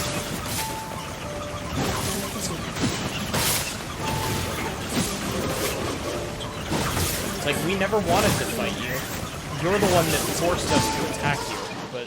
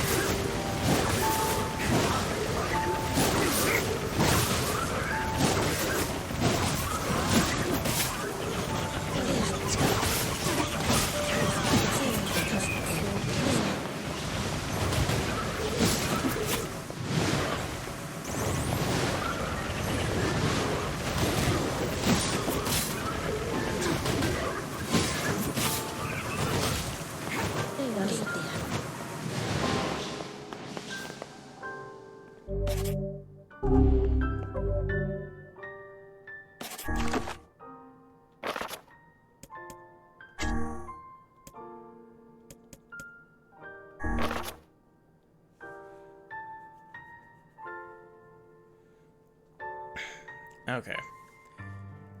Project Gestalt, Report 923. As noted in the previous report, implementation of Gestalt mode can prevent the white chlorination syndrome we recently experienced.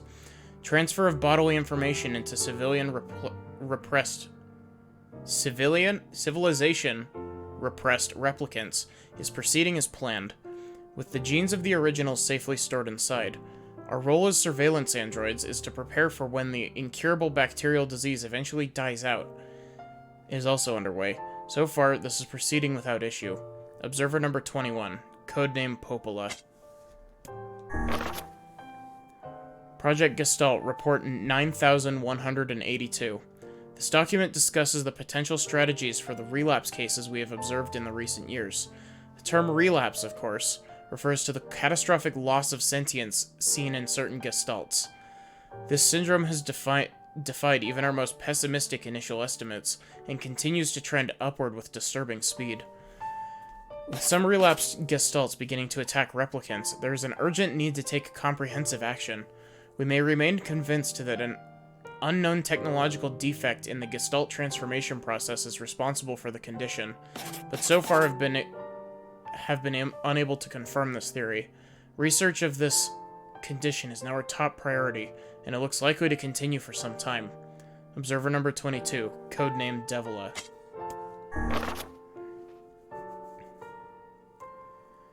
Project Gestalt, report 10,432. Shorthand minutes of case 23, emergency response conference, committee special meeting. Issue, observed upward trend in relapses, noted and discussed.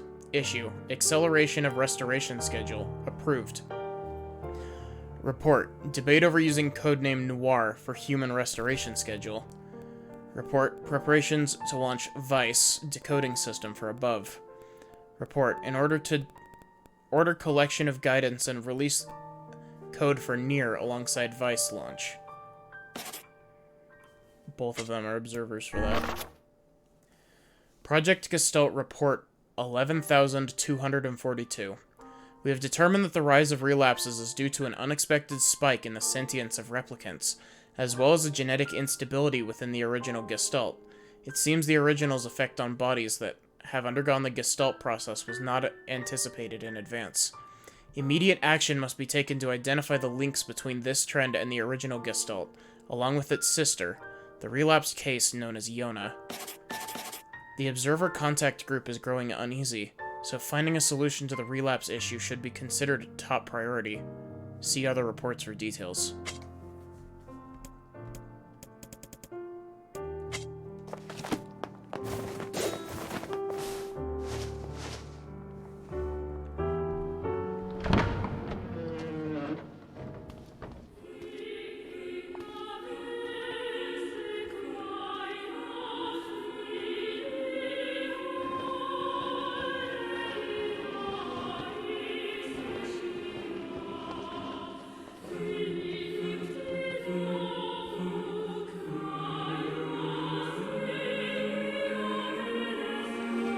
Yona!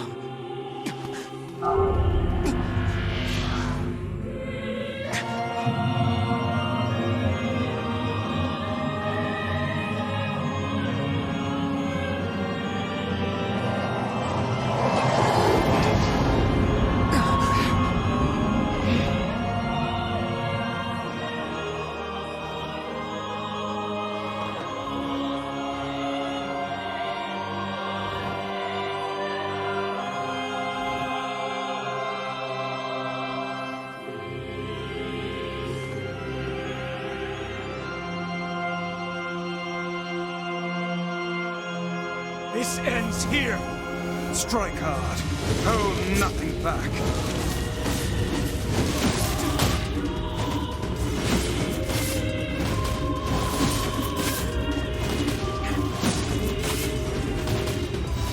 How can a mere tool hope to stand against the Shadow Lord? Don't speak in such a manner, fool. I am nothing like you.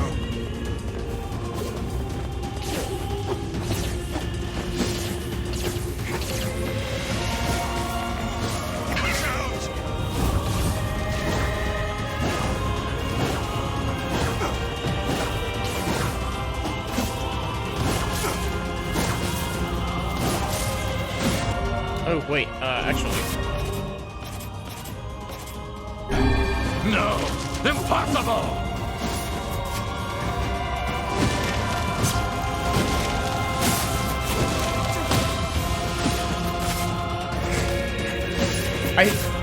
I get the feeling that this far more than doubles your strength, because holy shit, that does so much damage. Be careful! I know!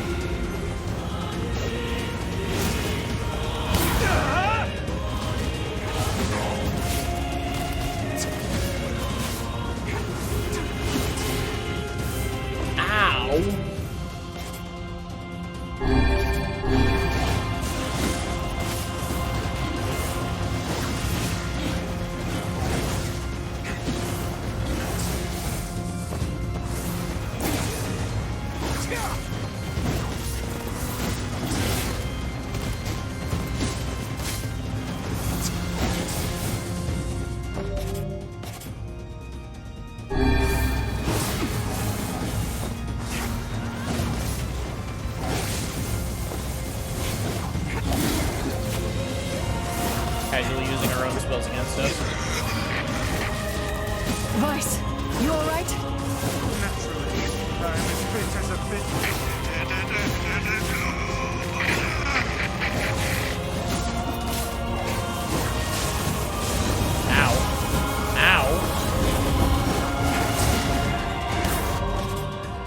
I'm running out of medicinal herbs.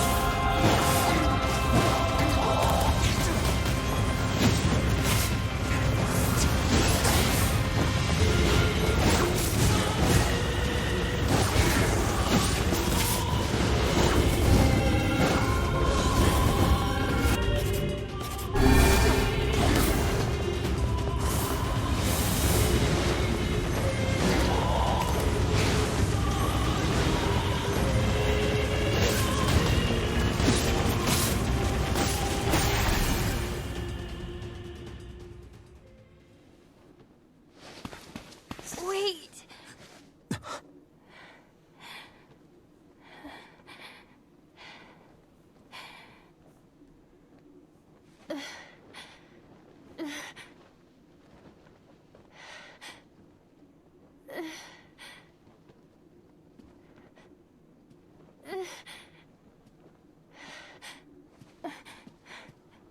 Brother?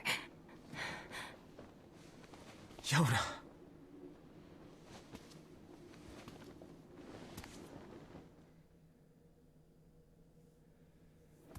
Huh?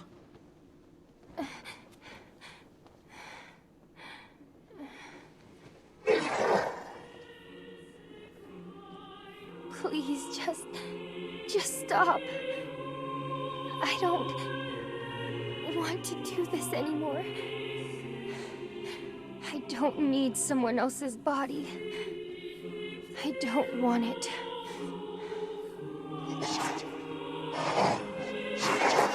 There's another girl inside this body. I can hear her.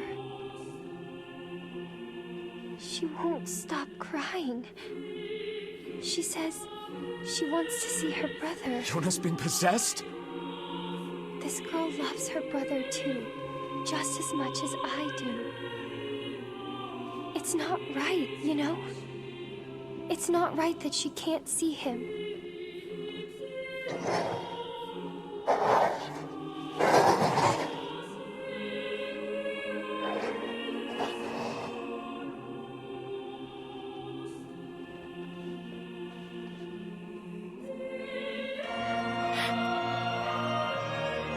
It's you, isn't it?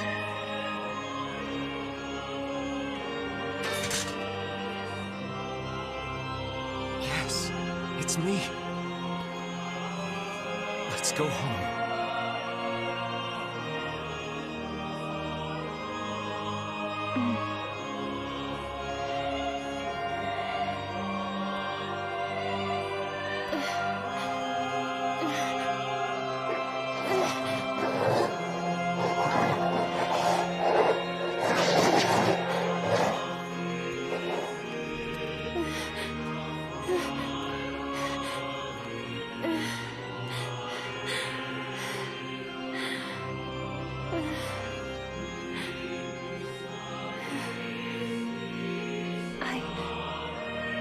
I'm really sorry. I don't know what to... I'm so very sorry. No matter what. Just know that... I love you.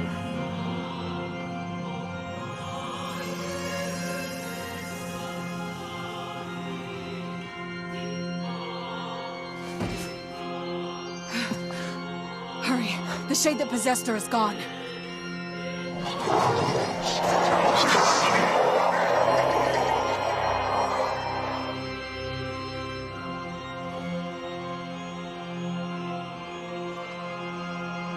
Kaine! Watch over Yoda for me.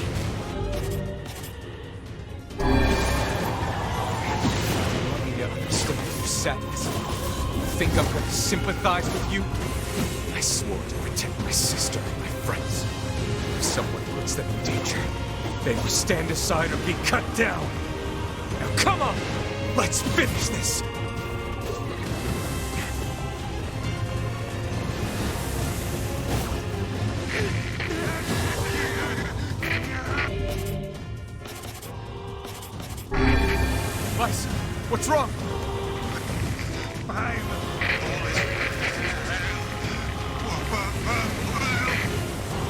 freaking me out here, Vice. What are you doing? Comes up. Do it. Strike the killing blow.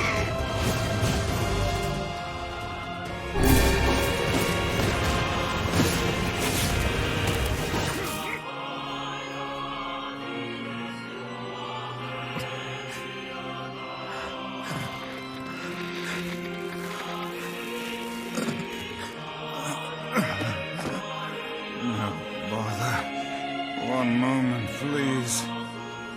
You okay? Fine, just fine. All right, no, I'm not. Vice. It seems some headstrong idiot has decided to push me beyond my limits. I should have taken that job as a cookbook when I had the chance. Vice. Sorry. Sorry. Only joking. I hate cookbooks. But... Let's go. Out of the way. I have one final task to fulfill. Where are you going? Why, to stop him, of course. But after that, it's up to you. Only you can see this battle to its conclusion. I wish you luck, my friend. You can't. I swore I'd always fight by your side. You are an exceedingly stubborn lad. You know that, yes? Perhaps that's why I've so enjoyed our time together. But I fear this is where our journey ends. Vice! Oh, and remember what I told you about using my full name. Well, forget it. I've grown rather fond of Vice. Vice. I knew you'd come around. Don't let it go to your head now.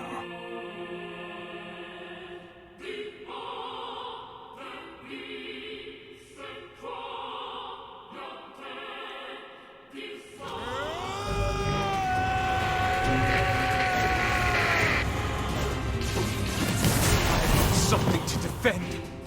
I have a reason to live.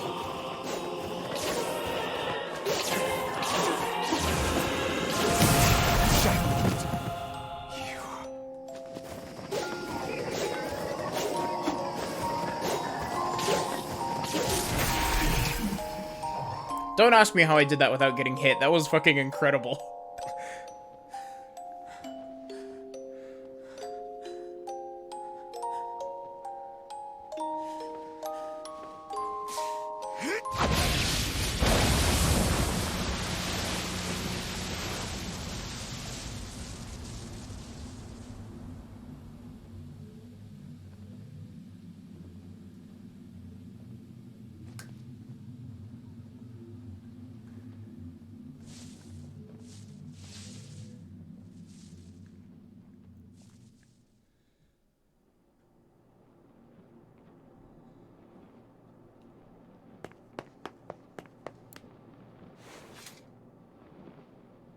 Is Iona all right?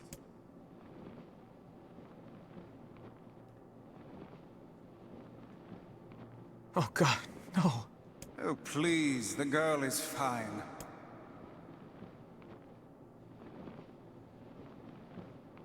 Vice? Where are you? Are you okay?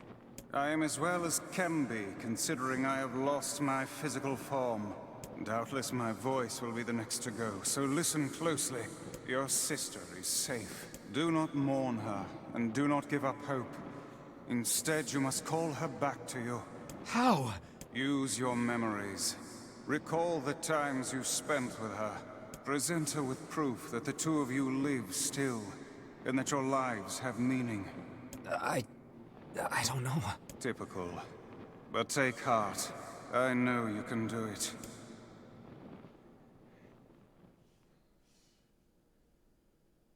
What's my favorite food? Cookies. What's my favorite book?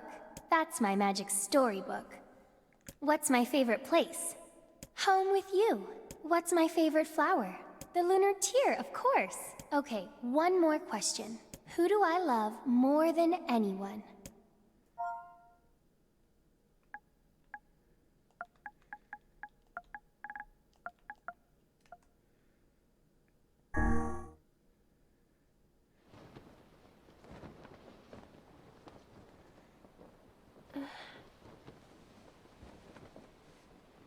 Is that you?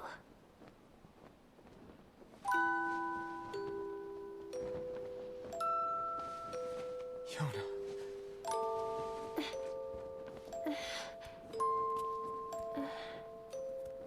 Is this my body? Yes, Yona. It's yours and yours alone.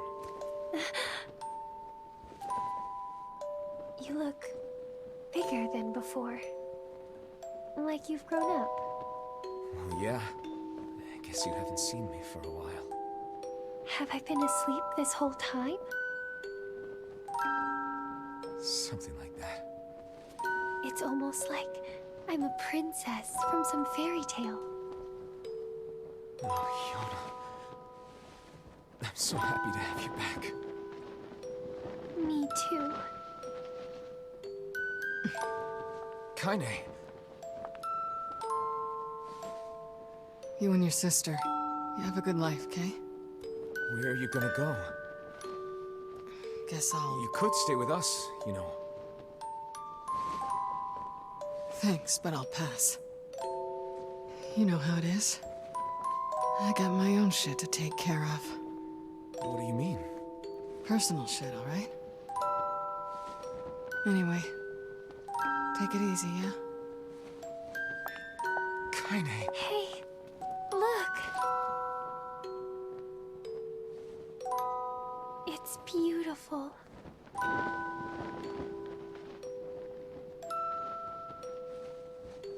For the longest time, I heard someone telling me how they wanted to see the light. And now, they can finally see it.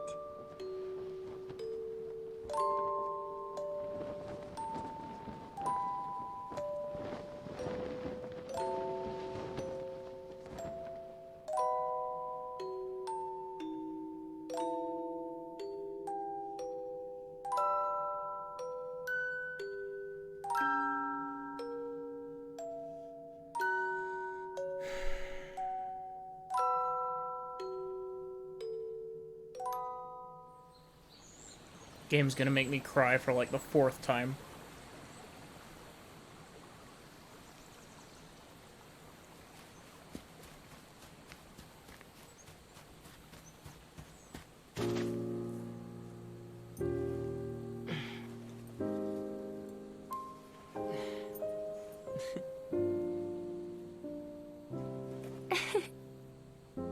Thank you. I love it.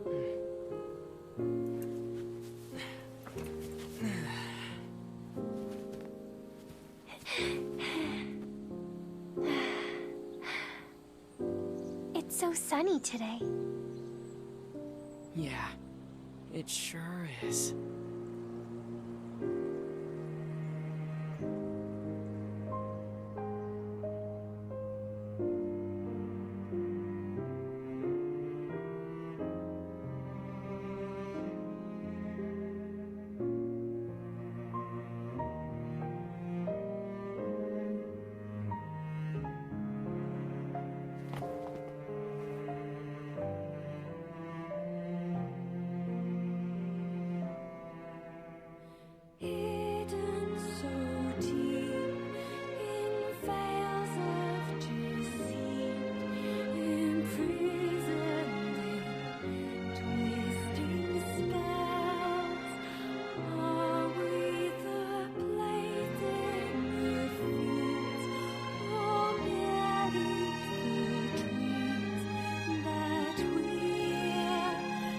God, I love this game so much.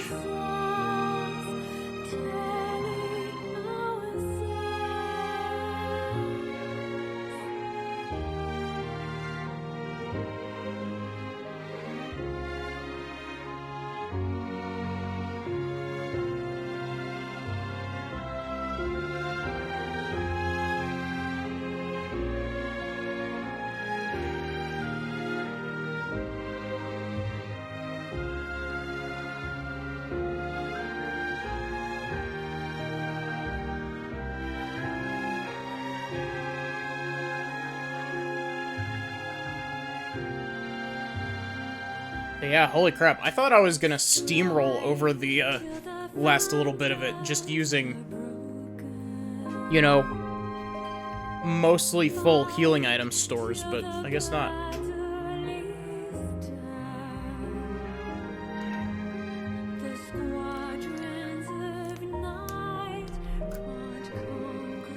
But yeah, we're not done with this yet. There's still 4 more endings.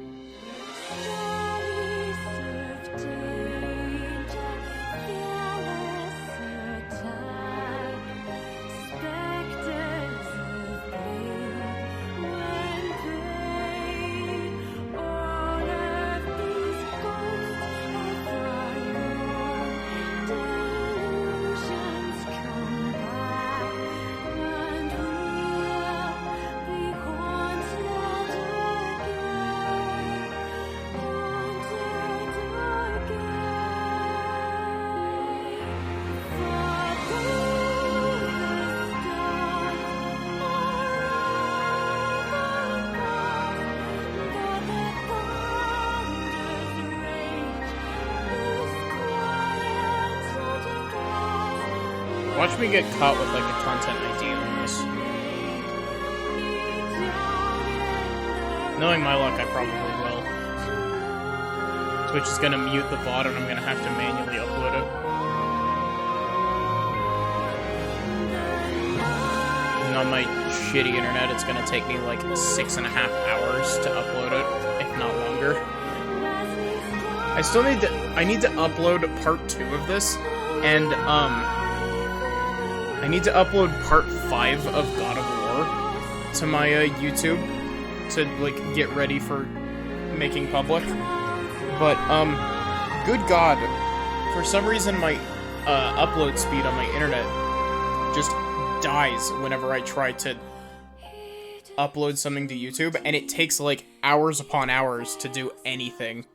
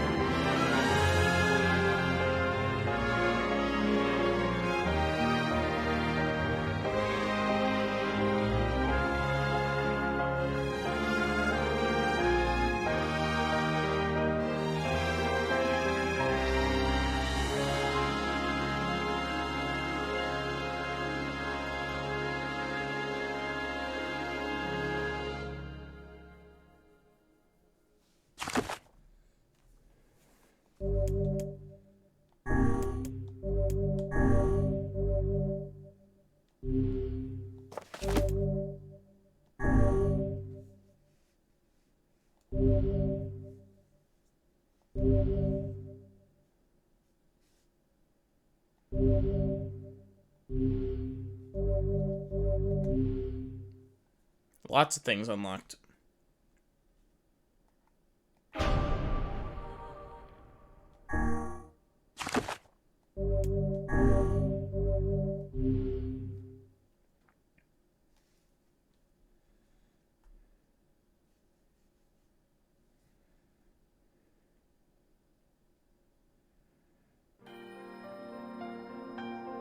Whenever I interacted with Kaine, I was reminded about something from my past.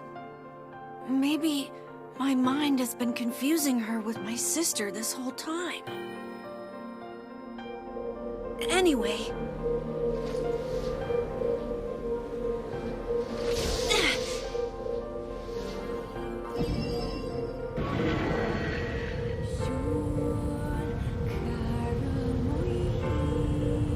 Also, you'll get to hear more of my voice, because I'm pretty sure that these aren't voiced.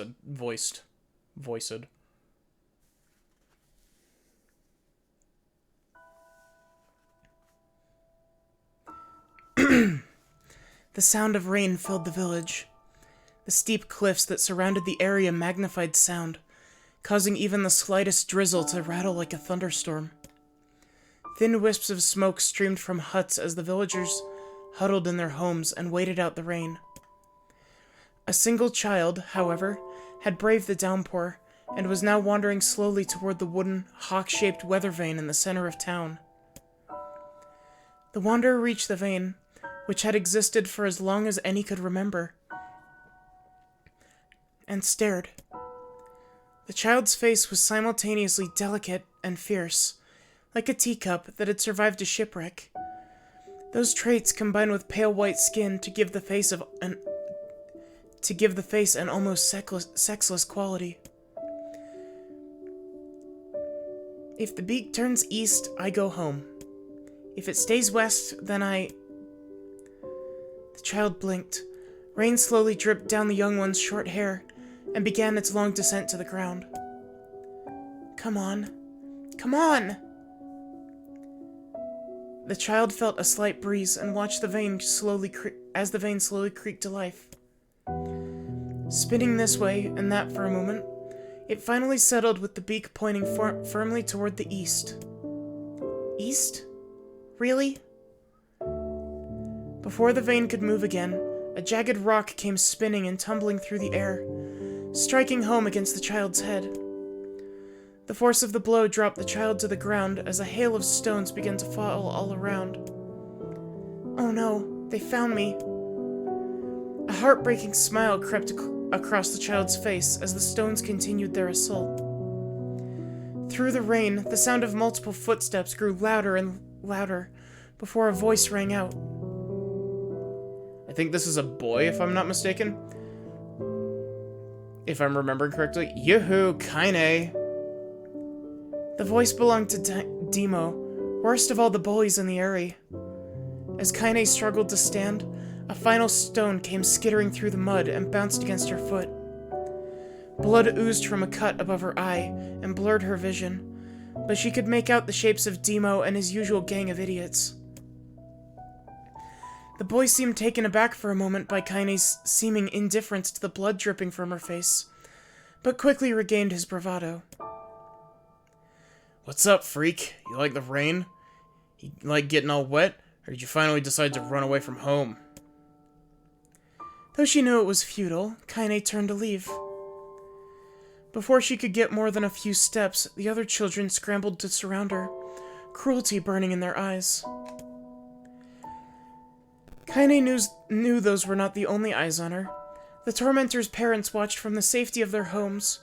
She was attuned to this sensation. It was one she had experienced many times before. While some villagers simply turned a blind eye to the actions of their children, many encouraged it openly. In a society ruled by superstition and fear, Kaine was something to be hated, and if possible, destroyed. I didn't say you could leave, freak. Demo's words chewed at her like a worm through an apple. He can't hurt me, she lied to herself. Be strong, be brave. He can't hurt me. He can't hurt me. He can't hurt. Oh look, the little freak is gonna cry. What's wrong? Are you sad that everyone hates you and wants you dead? Kaine prayed for the rain to flood down and carry her away from a world that seemed to have no place for her. But if there were gods, they chose to ignore her. As Demo crept ever closer, the clouds began to thin and the rain slowed. Even the weather hates me. I'm useless, a failure. I wish Demo's rock had taken my head off. Kaine couldn't meet with Demo's leering gaze. She lowered her eyes and stared at the muddy ground below. The bully moved forward until he was inches away. She could smell the scent of old meat on his breath. The boy grabbed Kaine's face with thick fingers and yanked it upwards. She tried to turn away, but he forced her gaze back and jammed his thumb against her eyelid to pry it open. Show me. No. Did you just say no? Demo grinned evilly. You don't say no to me. No one says no to me.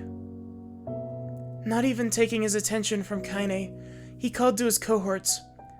Come on, guys. Let's give the freak what she deserves. As soon as Demo finished, kicks and blows began to rain down upon Kaine. Demo paused, still grinning, as Kaine curled into a ball and tried to make the pain stop. I don't get you, freak. What you acting like a girl for, huh? Everyone knows what you really are. Kaine ignored the question, choosing instead to stare at the weather vane. It continued to point east, as if supremely confident about the future it had chosen for her. Go home? Yeah, that's a funny joke for someone with dead parents and no home to go to. Freak, chanted the children. Freak, freak, freak. Kaine closed her eyes and listened to the rain, waiting for the pain to start again. As the clutching hands of the village children closed around her, she bent her mind to the sound of the rain, letting it become her world entire.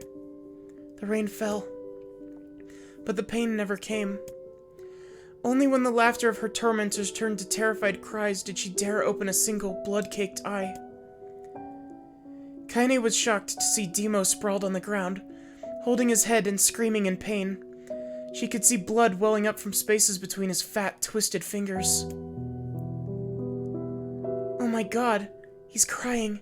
He's actually crying. Deprived of their leader, the other children glanced back and forth between themselves, as if waiting for someone to step forward and take charge. When no savior emerged, they began an uneasy shuffle away from Kaine. But the young girl was the least of their concerns. Instead, their attention was wrapped on the ancient woman standing a few feet away. After struggling for breath for a moment, she finally spoke in a voice thick with rage. Hurts like a bitch, don't it? Now I suggest you scatter before I throw another one. And if any of you little bastards ever touch my Kaine again, I'll do far worse than throw a rock. You can count on it. The old woman crouched down and gently touched the hand Demo was using to cover the wound. Before he could think to protest, she ground her palm into the wound and twisted back and forth. Ow! He screamed, leaping to his feet. Stop it! What are you doing? Quit whining! Ain't no one ever died from a scratch. You hit me with a rock, you stupid bitch. A big one. That thing could have killed me. The old woman shrugged. Death is the best cure for stupid. Demo's face twisted with rage at her words. Locking his eyes on Kaine, he took a step backward and spat on the ground. Get out! Leave this village. No one wants you here, either of you. Seeing the old woman grab another stone, Demo and his companions turned tail and ran. As they fled, the old woman grabbed her side and barked out a single laugh. Ha! Look at the fat boy go! Guess he's healthy enough to run from a fight. The woman's smile faded as she turned her attention to Kaine. Kneeling down, she removed her shawl and placed it around the young girl's shoulders, then produced a cloth from the folds of her dress and began blotting at the blood on her forehead. Oh, Kaine, she said. Why didn't you fight back? You're stronger than that lot. The words of her grandmother stung Kaine, and she turned away. Don't be nice to me, she said. I don't deserve it. Nothing matters anymore. Her tears, held in check for so long, finally began to fall on the muddy ground below. Everyone hates me. They think I cause bad things to happen. They think that I'm a freak. I wish I was dead. As Kaine's tears turned to sobs, she felt her grandmother's hands on her shoulders. Despite her advanced age and diminutive size, she was a woman of surprising strength, and Kaine found herself unable to turn away. Don't talk like that, girl. It's a river wide and deep that flows between the realms of this world and the next, and it grants no mercy to any that attempt the crossing. You got a duty to fight until your last breath. Understand? The old woman tightened her grip and tried to still the tremor in her voice. You know the pain of losing someone close to you, Kaine. You know because you survived it. As the words hit home, Kaine was struck by the force of her love for the old woman. As a young child, she didn't even know her grandmother, but when her parents died, the woman quickly accepted her as her own. Grandma, as Kaine called her, was cunning, vulgar, and quick to violence, and their first few years together had not been easy. But with each year that passed, Kaine and her grandmother had grown closer. However, it was only now, sitting in the mud with tears and blood caking her face, that Kaine truly understood the depths of her affection. Here was a woman who had seen the hard times, who had seen death, who had fought through all these things, and somehow emerged on the other side. If anyone could understand Kaine's pain and loneliness, it was her. Do I make you sick, Grandma? Of course not. Don't be an ass. Kaine drew her grandmother's moth-eaten shawl around her body and shuddered. But my body, it's not normal. If I was normal, then Mom and Dad wouldn't... Hush. Interrupted Grandma. I'll not hear another word of this nonsense. You're my granddaughter, and I love you. And if folks have a problem with that, then they can just go to hell. With that, the old woman reached out and placed a wreath of dried flowers on Kaine's hair. The skill it took to bend the flowers without breaking the stems or losing a single petal was remarkable, and the beauty of it made Kaine want to cry all over again. Oh my gosh, these are lunar tears. Grandma, you made this for me?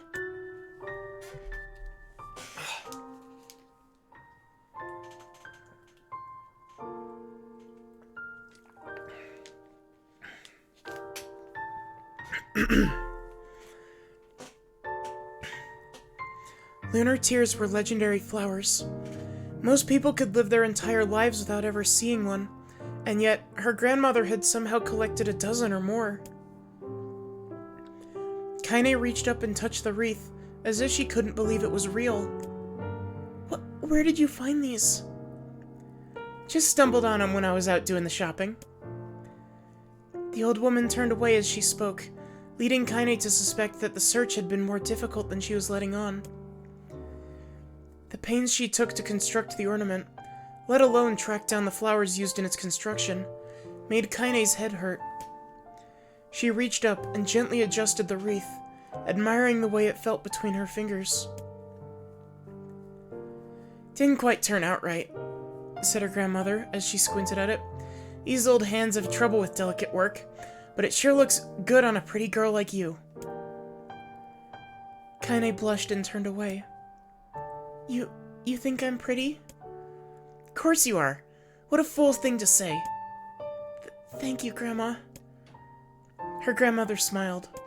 We're gonna be fine, you and me, she said. Long as we got each other, we'll be just fine. Kaine took her grandmother's hand in hers, and the two of them struggled to their feet. As they began the long walk home, Kaine gripped the hand with all her might, as if trying to stop smoke from drifting away in the wind.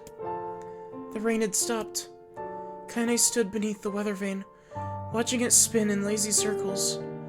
no longer caring about the direction it faced when it stopped. I don't need to escape. I have a home now. Fuck.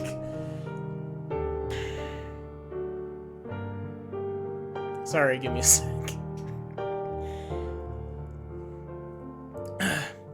Grandma loves me, and that's enough. Even if it's us against the world. Kaine let her gaze drift up past the vein and into the cloudy sky. The last faint hints of a rainbow were slowly fading. As she turned and headed for home, the light scattered into a million particles and vanished, seemingly taken away on the breeze.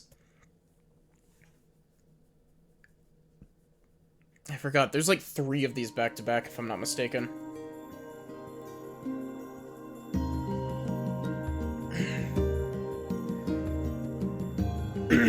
Sorry, I need more water. As much as I love doing the narrator voice in the high-pitched voice, it really dries my throat out.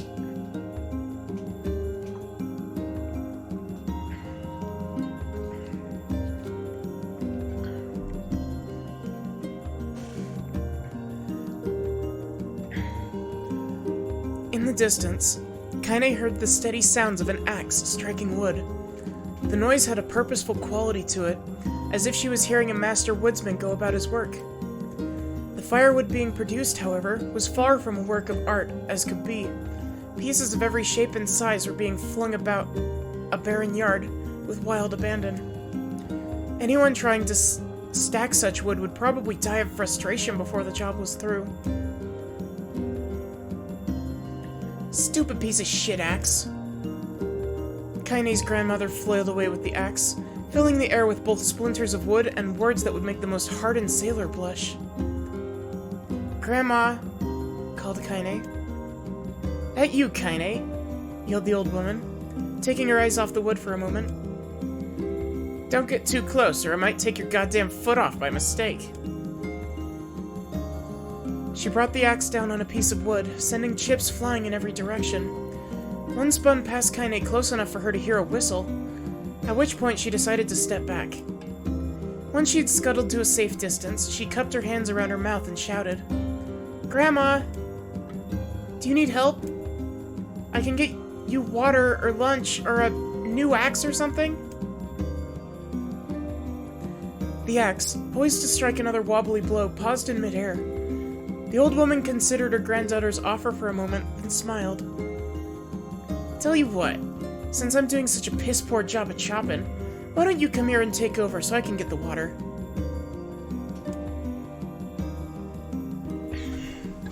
Shades have been restless lately, and I don't want you running into one of them bastards. Relinquishing her axe, her grandmother picked up a long pole with wooden buckets on either end. Gathering water was far the more difficult of the 2 jobs, but Kaine knew better than to complain. Once Grandma's mind was set, there was no changing it. Kaine did her best to help with chores, but Grandma took every task that required travel to the village.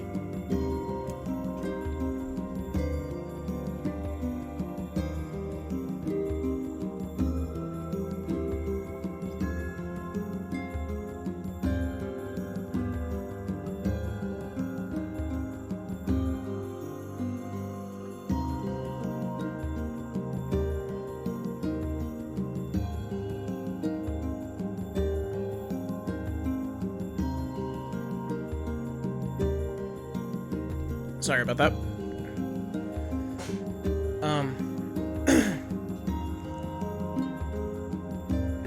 Kaine did her best to help with chores, but Grandma took every task that required travel to the village. Though she had a long list of plausible excuses, Kaine knew the real reason. She didn't want her granddaughter to be taunted and harassed by the villagers. Once Kaine moved in, Grandma decided to take up residence a good distance from the area. Out of sight, out of mind seemed to be the best policy when it came to the villagers and her granddaughter, and rare were the days where any but the 2 of them could be found on the rocky acre of land they called home. Kaine enjoyed the solitude, but harbored a secret resentment for that her grandmother was forced to spend her golden years in such a place. After watching her grandmother leave, Kaine turned her attention to the task at hand.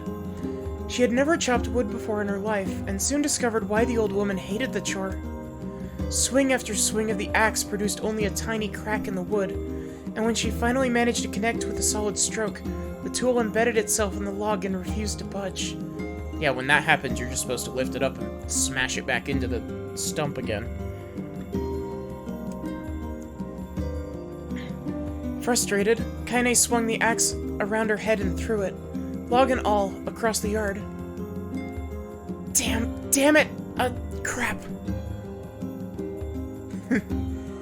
She suddenly understood the joy her grandmother felt in a good curse.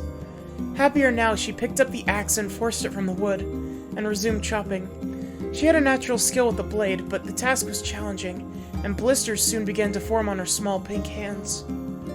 This is tough. My logs are all weird sizes.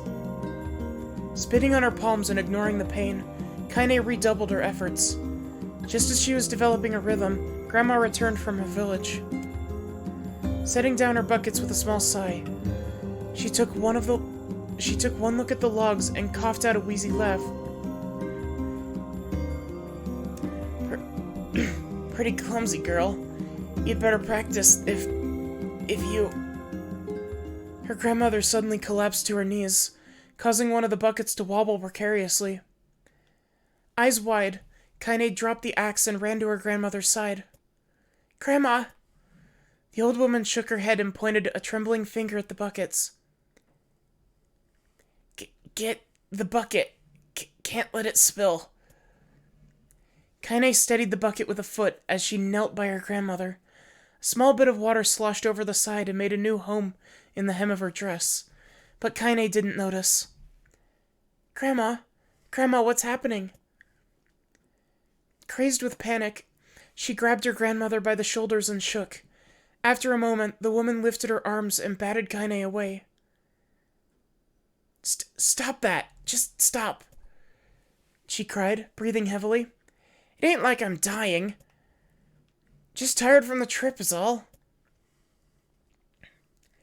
Kaine desperately wanted to believe her, but one look at the old woman's shaking hands and worn face told her more than words ever could. Her grandmother had lived a long, hard life, and it seemed the bill was finally coming due. The time when her grandmother watched over Kaine was ending.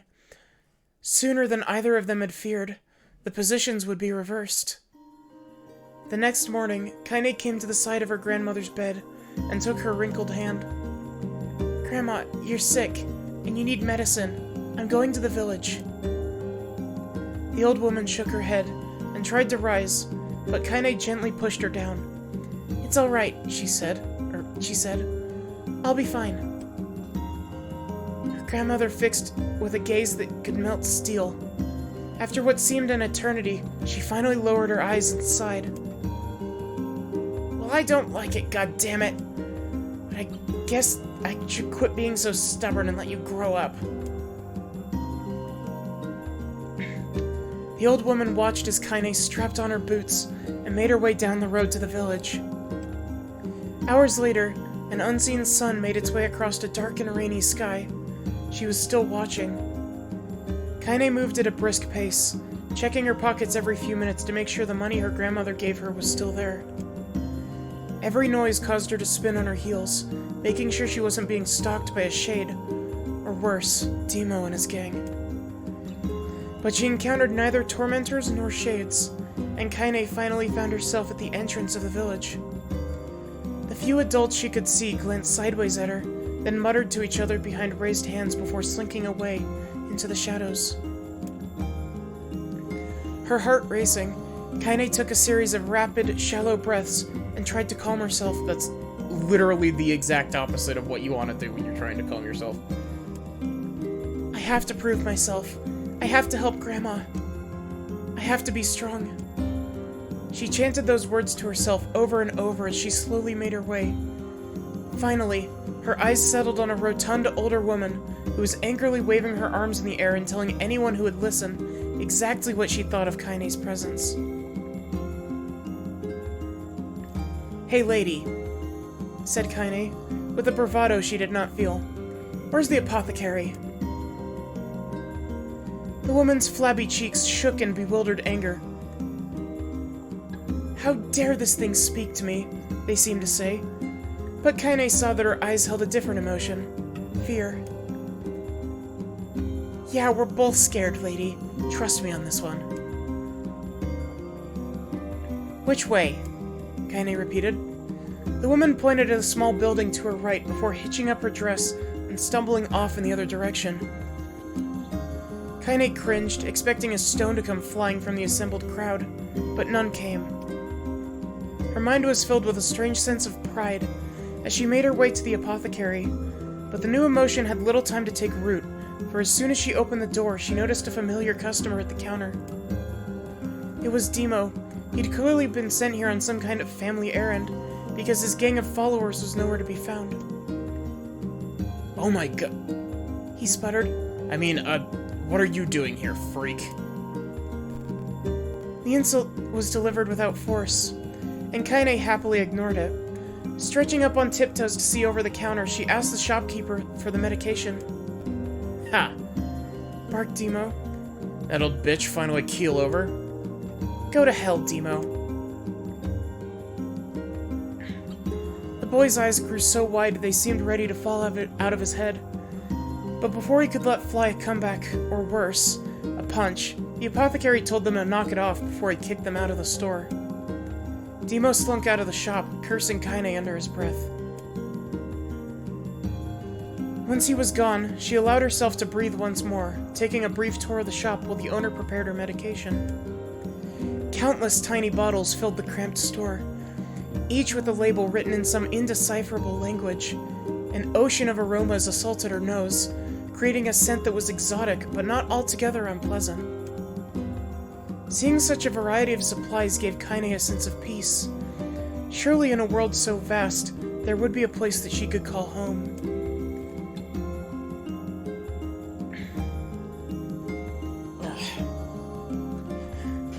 Sorry, I need more hydration.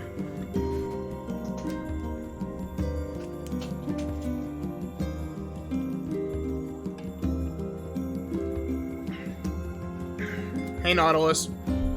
How are you doing?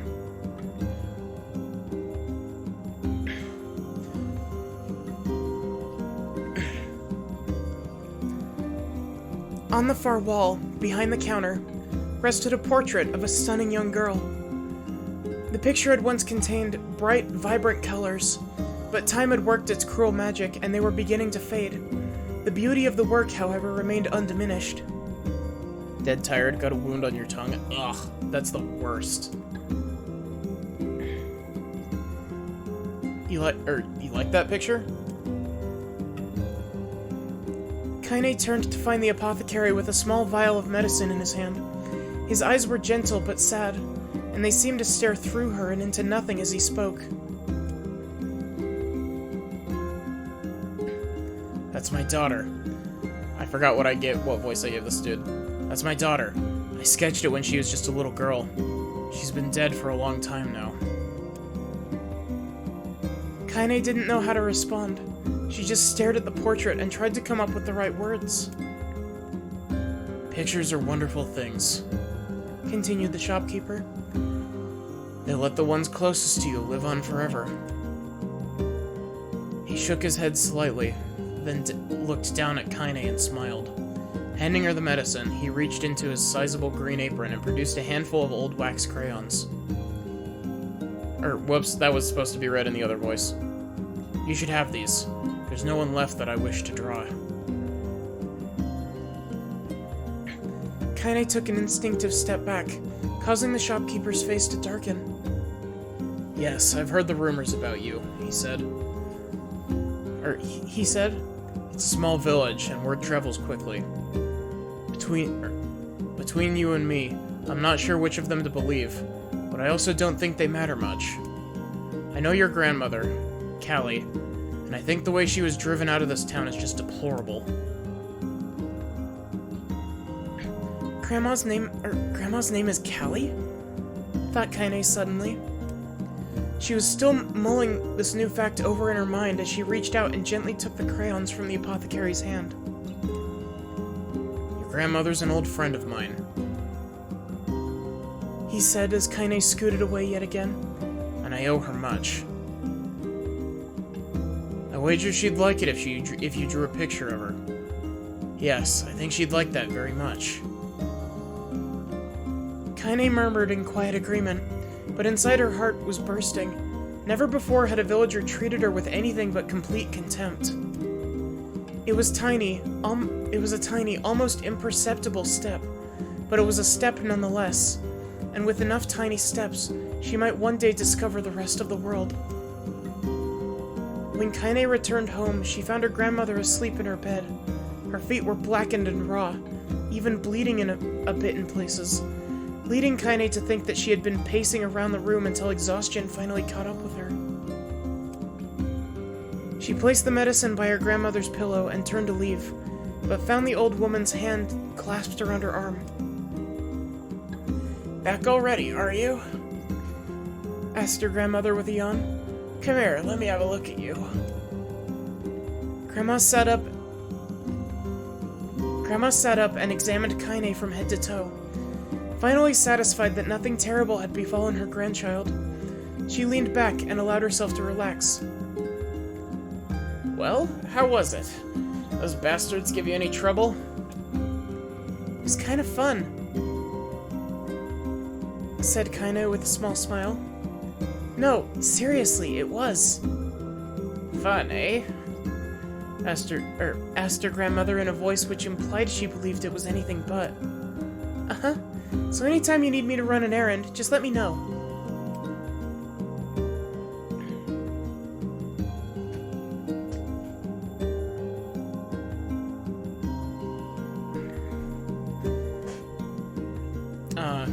As she spoke, Kaine removed the crayons from her pocket. After a brief explanation of their source, she informed her grandmother that she was going to sketch her portrait. Portrait of me? Ridiculous. No one wants to stare at a wrinkled old crone. "But, Grandma, it'll make you live forever."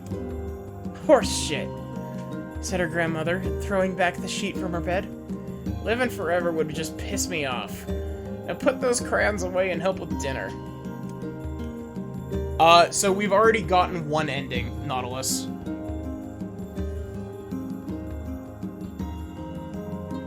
This is the start of Route B, which goes over a whole bunch of Kaine's backstory and adds in extra stuff.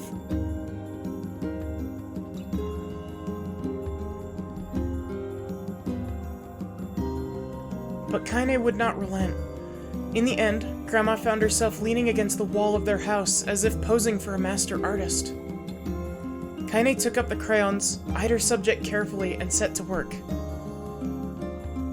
Probably gonna lie down a bit. You headed out then, Nautilus?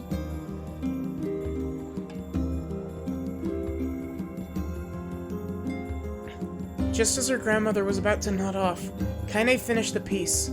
After staring at it for a bit, she released it from her grip and let it slowly drift to the floor. "It's terrible. It doesn't look like you at all." "I'm sorry, Grandma. I thought these crayons would, you know, make drawing easy or something."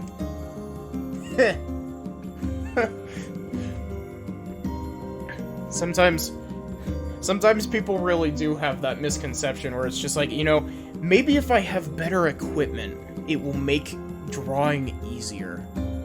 And it doesn't. It very much doesn't. Like, you could be drawing with a piece of paper and a pencil, and, like, even if it's the fanciest piece of paper and a pencil in the world, like, that will not help you at all. Granted, what I will say about that, though, is there is a flip side to that.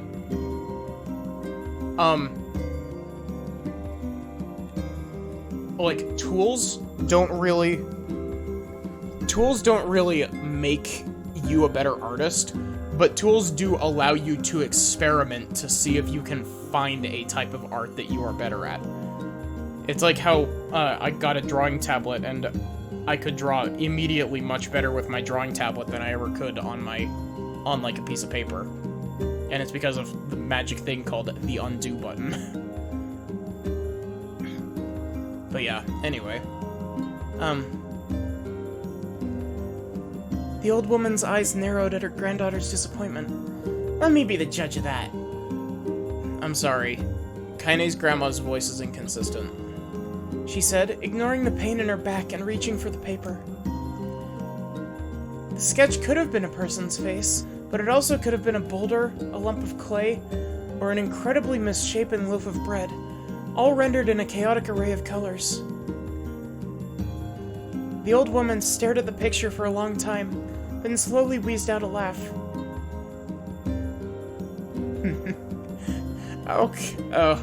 Oh, Kaine, she said between laughter, you truly are my blood. You're as clumsy as me, and I love it. But, hush.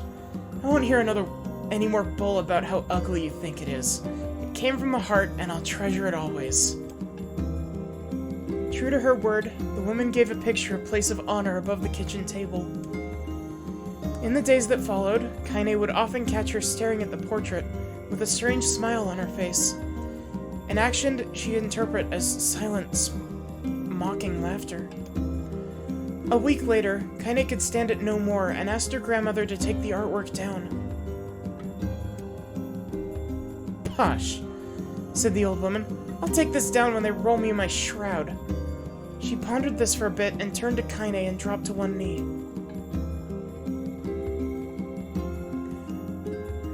Listen to me, girl.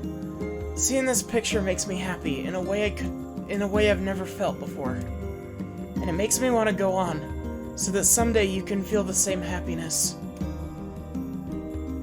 It was a moment that burned itself in Kaine's memory, a perfect blend of pride and love and joy that came together to form a lifelong remembrance. She swore to never forget this moment, to never forget the old woman that had made her place in this world possible. Time moves on. People and memories move in and out of a life like ghosts passing through a hall. But this moment will be different, Kaine swore, because I will remember it forever. Forever.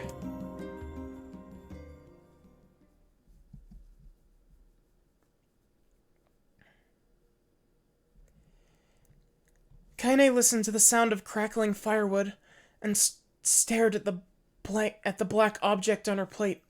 She'd been pushing it around the wooden disc for a good 10 minutes, ignoring the bemused stare of her grandmother. Finally, she summoned her courage and gave the object a brief sniff. A sharp, bitter scent flew up her nostrils and made its home there, causing her face to twist with disgust.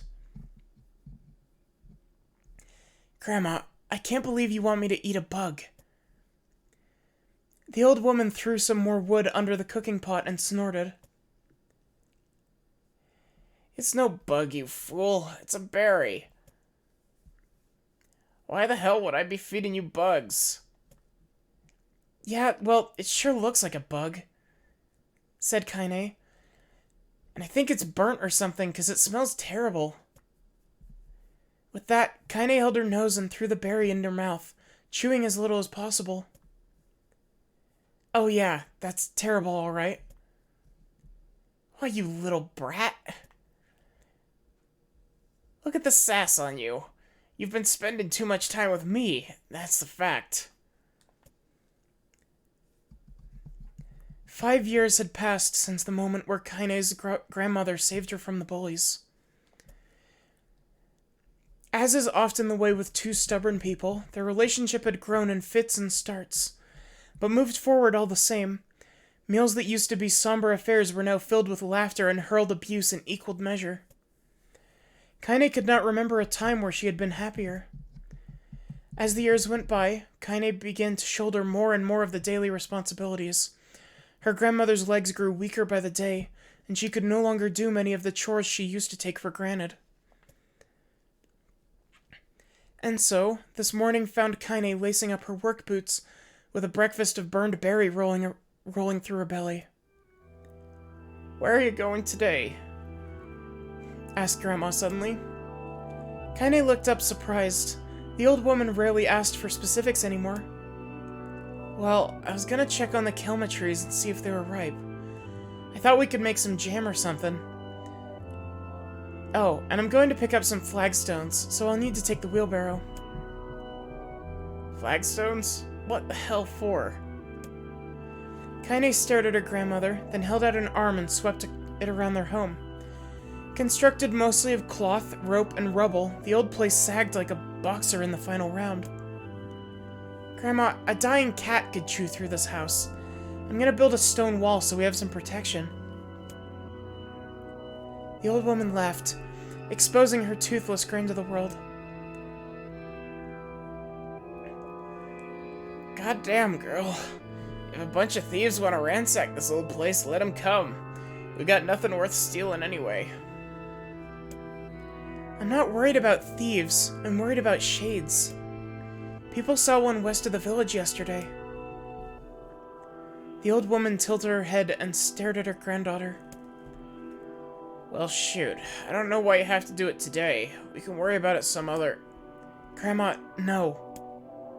If I don't get to the kelma trees, we won't eat tonight. You know that. A confused expression passed across the old woman's face, and for a moment she was a small child lost at a carnival. Yes, she said after a bit. Yes, of course you're right. I'm sorry, Kaine. Lately it seems my mind is... She didn't finish the thought, instead walking over to her nightstand and gently taking the wreath of lunar tears from the drawer. The flower's petals had aged to a brilliant whiteness, and Kaine thought it was more beautiful now than the day she first received it.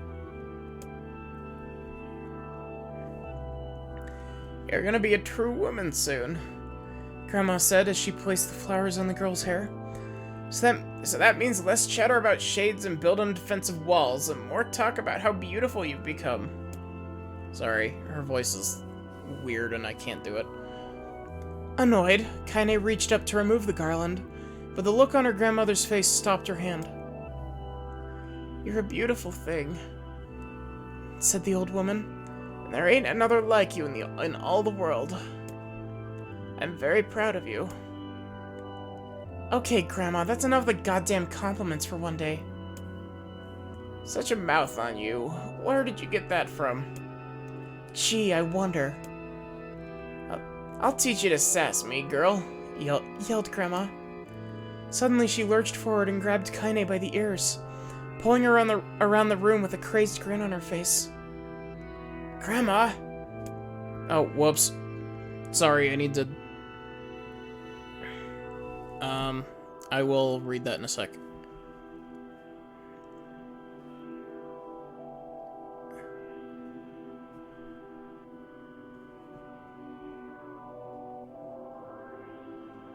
Grandma, stop it, what the hell?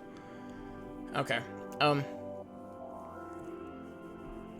The old woman stared at her and blinked, then slowly held her wrinkled hands out as if it was the first time she'd ever seen them. Oh, I don't know what happened there.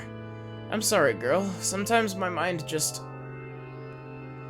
Kaine thought the look on her grandmother's face was the most heartbreaking thing she'd ever seen.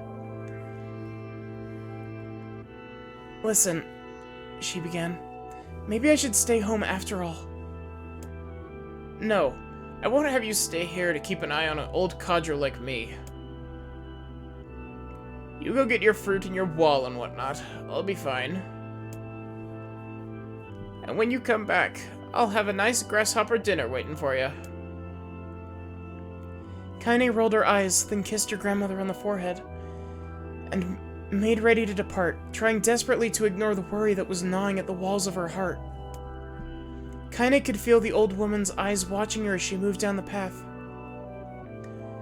Don't turn around, she told herself, but in the end, the temptation was too great.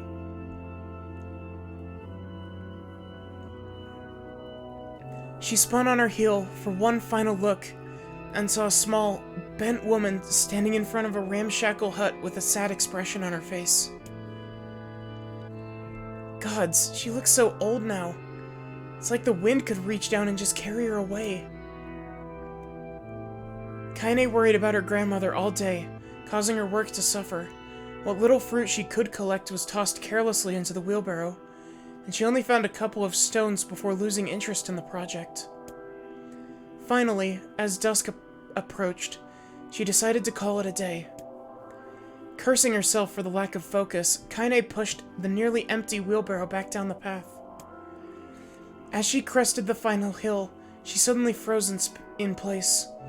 The wheelbarrow fell from her fingers and collapsed on its side, sending a few pieces of wrinkled brown fruit rolling back down the hill. Her gaze was transfixed by a thick, black cloud that hovered just ahead.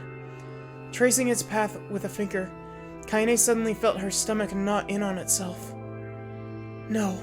Oh gods, no!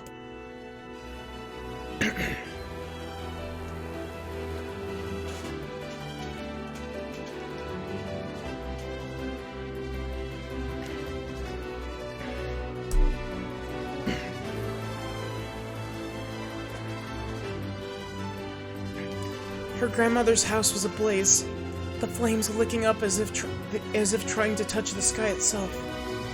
Grandma? Grandma! Kaine ran then faster than she had ever moved in her life. Once she tripped on a stone and went sprawling onto the rocky ground, but she leapt to her feet and continued running, unmindful of the blood that spilled from her wounded hands and knees. As she got closer and closer, Kaine's mind began to race in time with her footfalls. It's too dark. It's too dark, not just fire. Can't be fire. Too much smoke. Gotta save her. Gotta save her. She burst into the front yard and came to a sudden halt, her worst suspicions confirmed. The smoke from the fire was mingling with the thick, inky blackness of an enormous shade. The massive creature supported itself on 3 twisted feet and achieved balance through means of a large armored tail. Scales, horns, and claws sprouted from its body in random, chaotic pattern, giving it the appearance of a lizard designed by some insane god.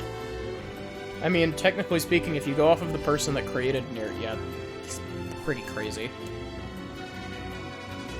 Seeing Kaine, it let out a roar and flicked its tail, sending small whirlwinds spinning around the yard. For a moment, the creature retreated into a shimmering, inky blackness, as if her mind was unable to comprehend that such a thing could actually exist. But then the smell hit her, a blend of rotted meat and excrement, and the horror became real once more. The creature bellowed again, and this time Kaine responded with a scream of her own. "Alright, you bastard," she thought as her scream echoed off the high cliffs around them. "It's you or me. Let's go." The shade eyed Kaine with bemused interest. Then it began looking from her to the house and back again, as if urging her to look at the destruction it had so gleefully wrought. With dread building in her heart, Kaine glanced towards the house. Through the smoke and flames, she spotted a small figure struggling to escape the ruins. "Grandma!" At the sound of her voice, the old woman began waving frantically. "She's alive," thought Kaine. "Alive!" Kaine's legs sprang to life as she raced across the yard toward the flaming wreckage of the house. Before she could advance more than a few steps, the shade opened its mouth and let out a roar powerful enough to uproot trees and send them flying.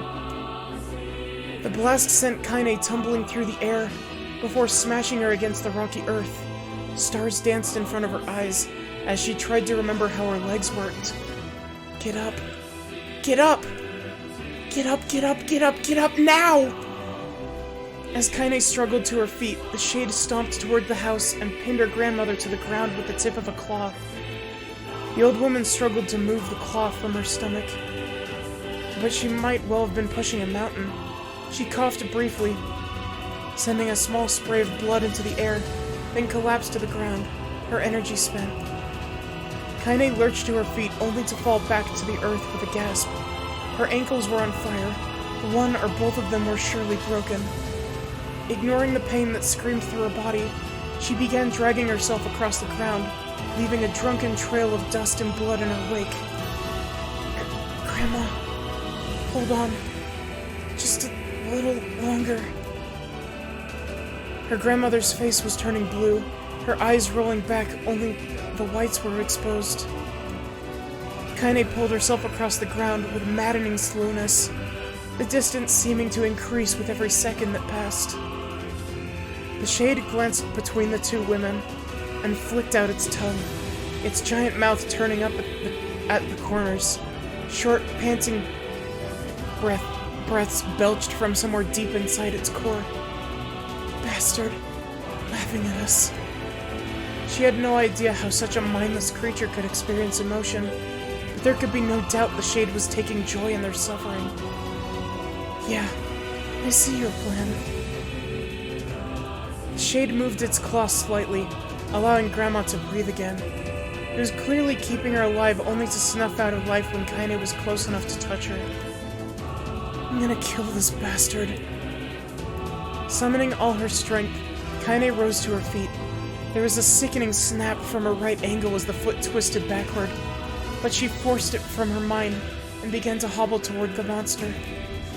Pulling a small knife from the pouch at her waist, she leapt on the foot that pinned her grandmother and plunged the weapon deep. "Give her back!" she screamed. "Give her back to me!" It was like stabbing a rock. After a few swipes, the knife broke at the hilt with a dull snap. The shade panted laughter again, and raised its tail and sent it rushing through the air towards the young girl that was latched to its foot.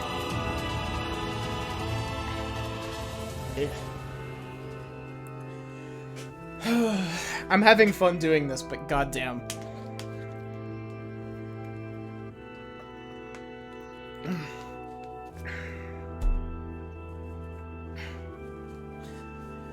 Kaine never stood a chance. The tail struck her square in the chest and sent her crashing into the burning wreckage of the house.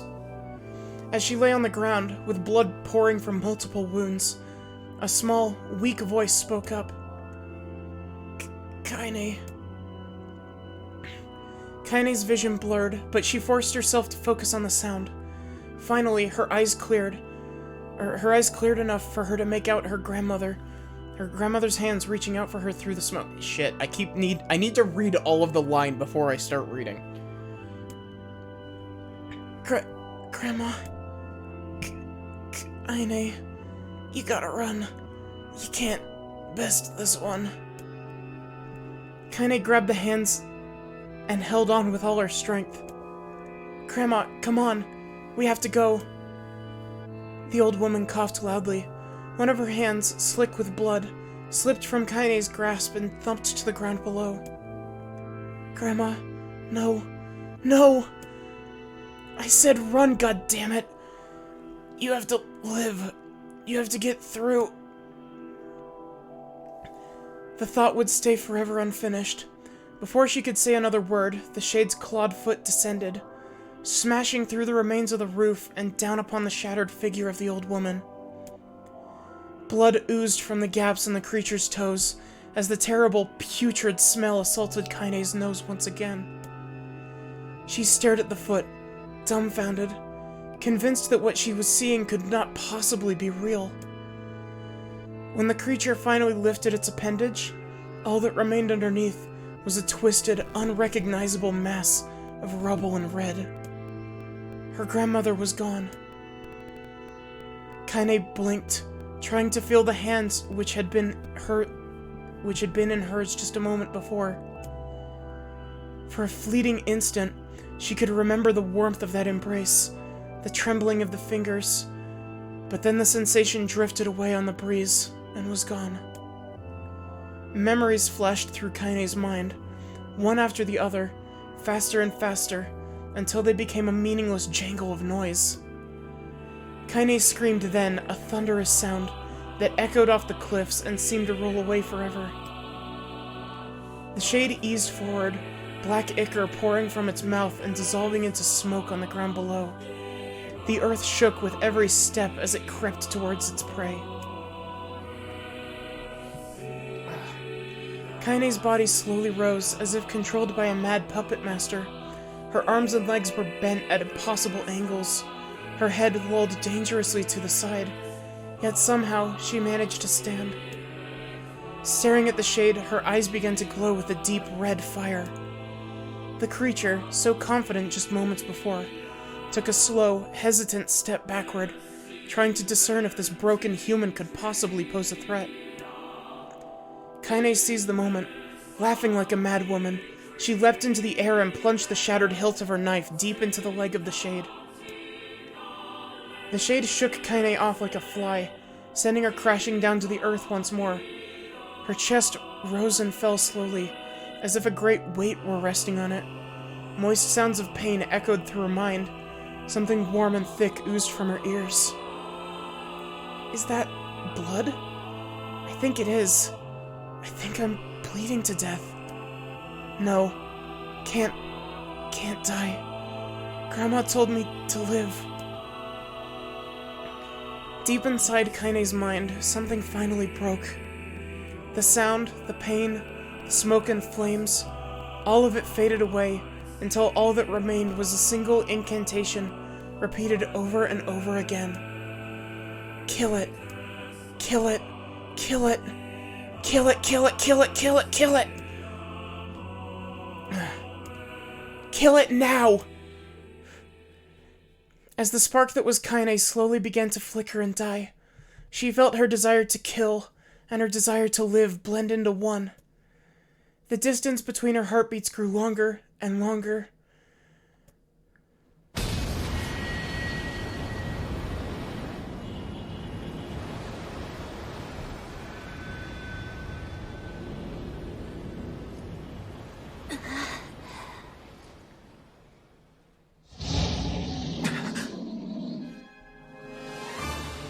The beast approaches. That was easily like over half an hour of reading.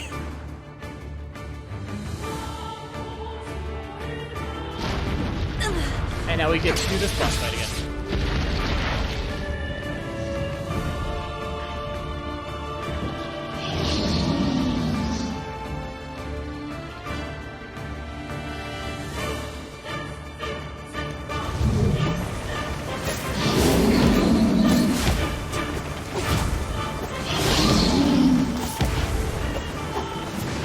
Yes, welcome to New Game Plus One. How did it even survive these past 5 years? Not gonna let this happen again. It dies today. That still hit me? My sword feels lighter.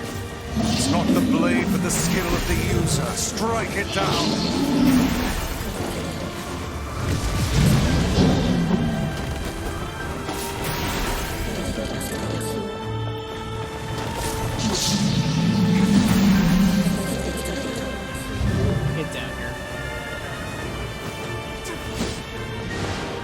Gaming good.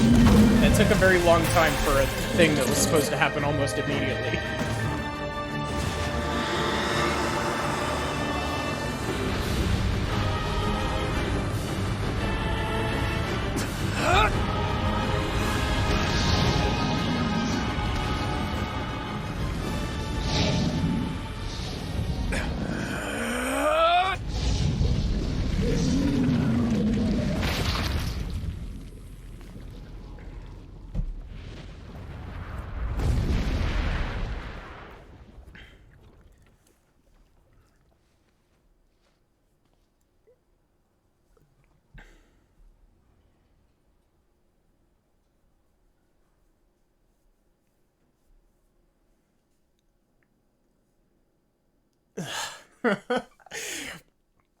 I can't believe that NieR stole Xenogears' shtick of becoming a visual novel halfway through.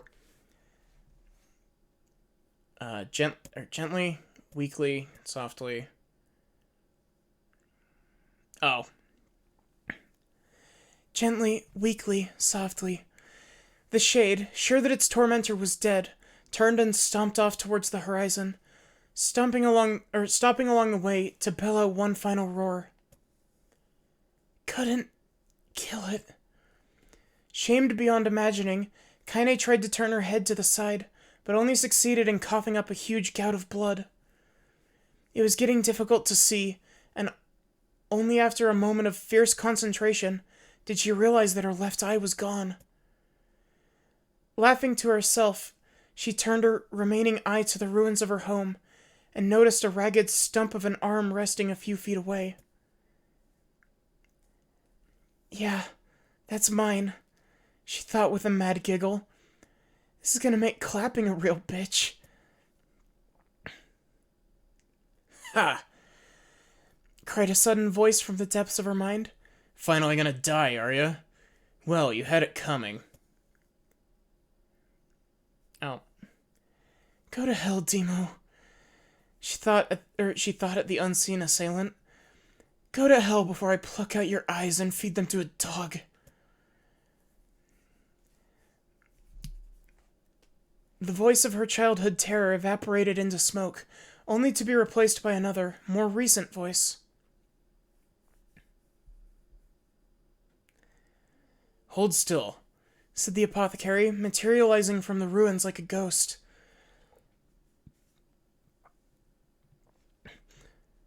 I want to draw you. That way you can live forever. No, stop. I don't want to live forever. I want to die right here. I see, he said quietly. Well, if that's what you want. The spectral shopkeeper fluttered in and out of existence for a moment, then produced a piece of paper and sketched quickly. After a few seconds, he turned the page to Kaine and smiled. Since you rejected my offer, I decided to draw someone else. It was a picture of her grandmother, real as life. Kaine opened her mouth to thank the man, but stopped, as the picture began to blacken in the middle. Before she could say anything, dozens of multi-legged insects began to swarm across the image, tearing at it with sharpened pincers. Stop! No! Don't hurt that picture! Kaine reached out with the remaining arm and waved futilely at the air. To her surprise, the insects fell off the picture, to the ground below, where they vanished into tiny black tendrils of smoke. Relieved, Kaine turned her good eye back to the picture, only to open her mouth in a silent scream. The sketch now showed her grandmother as she truly was, a smashed, unrecognizable lump of nothing. The apothecary smiled, then broke into a jolly dance. See that? He cried as he danced his jig. It's perfect now. She looks just like you do. Ha cha cha.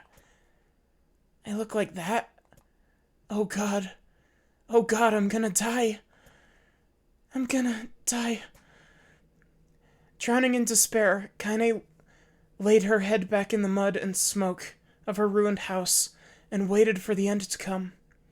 But just before she let everything go, an unfamiliar voice began to whisper in her ear. Ain't you got a wish, sunshine? The voice was vulgar and fierce at the same time. As if insanity had somehow found a way to take form, Kaine wanted to scream as the voice crawled under her skin, but her lungs refused to work. You know, a wish, like a prayer or something? Why don't you get on your knees and start praying to heaven? Please, invisible man in the sky, save me! Save me!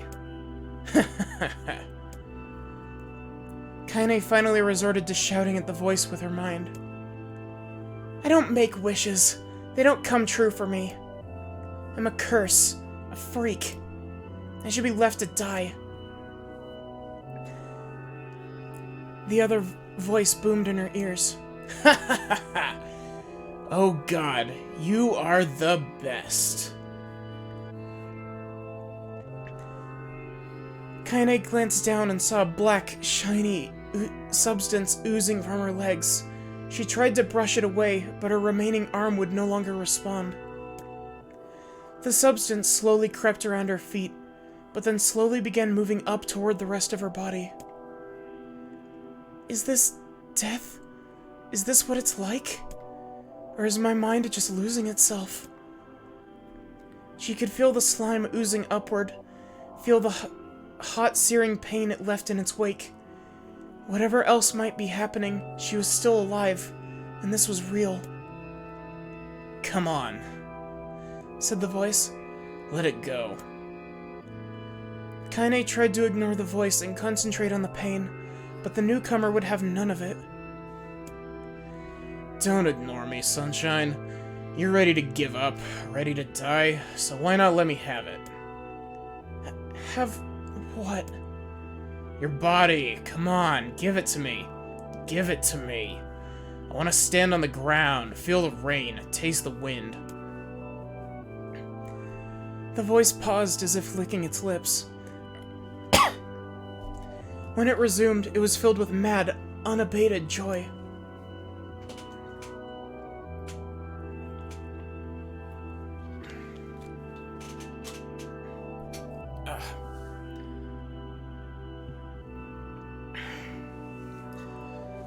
And I want to take,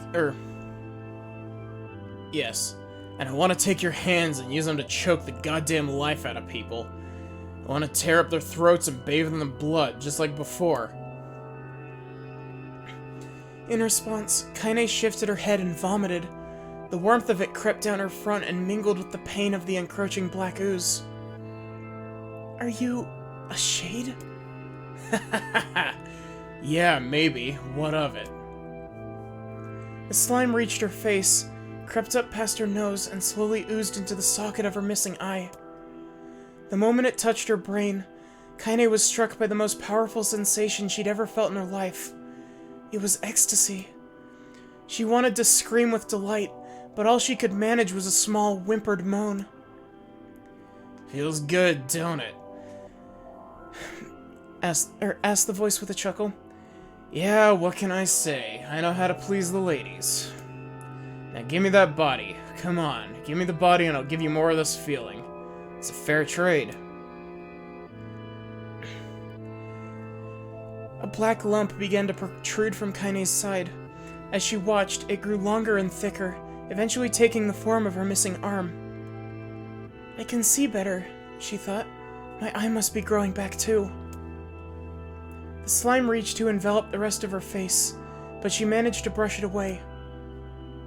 Stop, she whispered, marveling at how she'd regained her voice. Stop. The black ooze hesitated, as if considering this request, then quickly shimmered down her body, before disappearing in a cloud of smoke. What the hell, Sunshine? What the hell, Sunshine? Screamed the voice. We had a deal. I thought you wanted to die. Grandma said I can't die yet. A brief image of her grandmother, bloodied and broken, flashed before her eyes. She saw the shade that had killed her, and heard its mocking laughter. Then closed her eyes and forced the image from her mind. Her whole body was quaking with rage. When she opened her eyes again, they burned a bright red. That thing took my grandmother.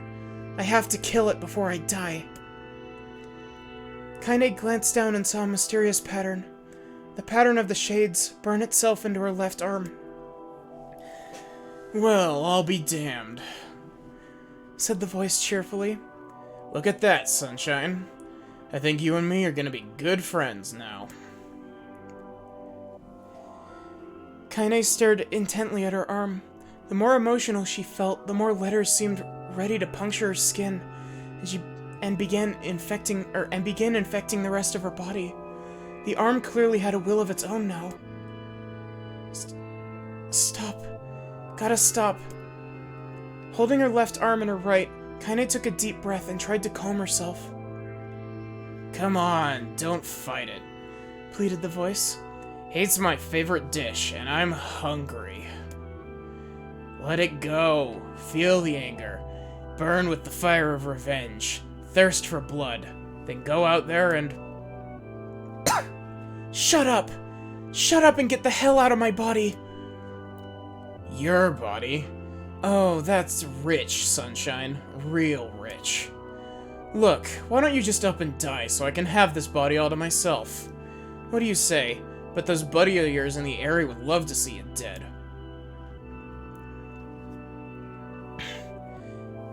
Kaine grabbed a nearby shard of glass and tried to saw off the shade-infected portion of her side. Before she could, her darkened left arm grabbed her right wrist, crushing it. Kaine screamed and dropped the shard as the sound of bone crunching on bone filled the air. Stupid idiot girl. You're possessed now, Sunshine, and there ain't no going back. The voice laughed again, a loud, long wail that seemed to go on without end. Possessed? Whispered Kaine. Yeah, possessed. You and me? We got what you might call a timeshare agreement. Remember how folks used to think you were a freak? Well, wait till they get a load of you now. Kaine looked up, tears in her eyes. The sky seemed smaller somehow, darker. Is this because of that shade? Is this how they see the world? So, listen. Purred the voice. I know this whole possession thing seems a bit sudden, but it ain't all bad. There's plenty in it for you, too. I'm a very powerful creature, Sunshine, and now that power belongs to you. You got enemies? People you want to kill? I can make it happen. That little fat kid who kept picking on you? That big old shade that squashed your granny? We'll wrap them up in their own assholes. No more abuse for you, Sunshine. No more pain. Wait, said Kaine. You're a shade. Why would a shade help me kill another shade? What, you think I'm some kind of racist? Some killing snob? I don't give a good goddamn who you murder, honey pants. I just want to drink from the well. Kaine considered this as she struggled to her feet, the power of the shade coursing through her. Smoke from her house was drifting away with the wind, and she enjoyed the way the cool evening breeze felt on her new left arm. After a long pause, the voice spoke up again. So, how about it? You and me? We could have some good times together. Look, I'll even take care of the bloody part if you don't want. Fuck off, asshole, muttered Kaine. I'll handle the killing. Ha ha ha ha! Screamed the voice. Look at you go. Oh, Sunshine, we're gonna have so much fun. So listen, my name is Tehran, and if you ever need me, I'll just be hanging out in this piece of meat you call a heart. Now get to it. The more you kill, the more your heart turns rotten and sour. And I like rotten and sour. Kaine found herself nodding at the voice. Yeah, she said. Yeah, I think this can work. I'm gonna find that shade, and I'm gonna strangle it with its own guts. And when I'm done, I'm gonna do the same to you, Tehran. Count on it. Ha! Laughed Tehran. I've shit bigger than you, so good luck with that. Oh, and hey, one more thing. Right now, you and me are sharing this body. But if you ever run out of hate, if you ever, go soft, then I'm gonna take over everything. So keep on killing, Sunshine, and watch your back. The voice grew fainter and gradually faded away, fading to somewhere deep inside Kaine herself. Kaine waited until she was sure the voice was gone, then waved her new left arm around a few times. It feels perfectly normal, she thought. It feels like mine. Desperately, she began poking and prodding at the new limb, determined to find something wrong with it. She didn't want it to feel normal. That would mean the creature inside her had already won. I'm not a shade. I'm Kaine. Repeating this mantra in her mind, she slowly began digging through the rubble of her house, being careful to ignore a certain red-stained spot in the center. Finally, after what seemed like an eternity of heartbreaking work, she found what she was looking for. It was the wreath of lunar tears. Though it had been through hell and back, the garland's petals were as bright as ever. Kaine started to place it in her hair, then slowly lowered the wreath and stared at it. I'm sorry, Grandma. I'm so sorry. But I don't deserve to wear this anymore. I'm possessed, corrupted, a freak. And this time, I don't think there's any going back. Holding the flowers to her heart, Kaine fell to the ground and sobbed. As night gradually lightened to dawn, and the people of the area rose to their daily lives, She remained in that position, as if tears could somehow wash away the horror that now infected her world. Alive! Stay alive! Stay alive! Grandma. Kaine, you gotta live! You gotta come back to us!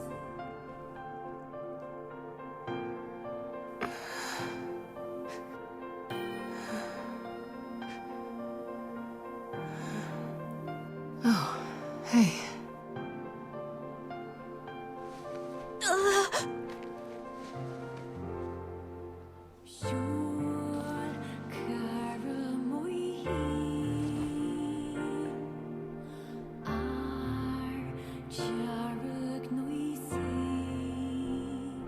Emil, you were the one calling me, weren't you?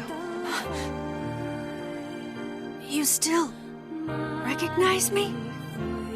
Of course. I knew you right away. Thank you, Kaine. Welcome back, Kaine. Wow, you grew up. So, how long has it been? 5 years.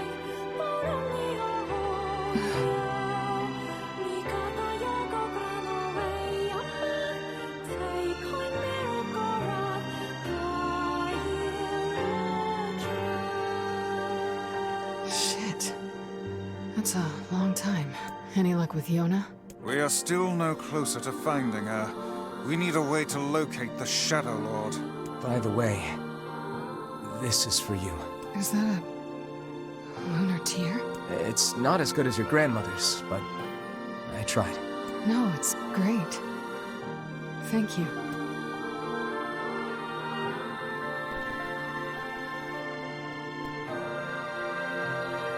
Kaine waking from her long petrified sleep. Emil's unflagging kindness. Our reunion was a happy one, and we let it wash over us like rain. That is, until Devila and Popola had to go and ruin it all.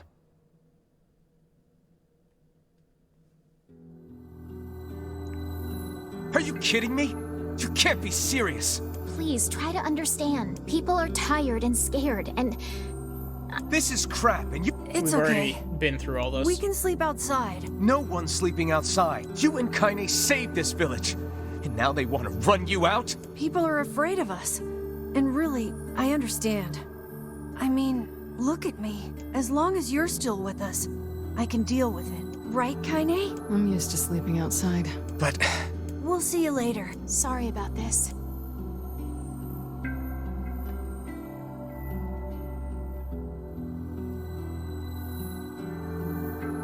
What is the matter? Kaine always sleeps outside.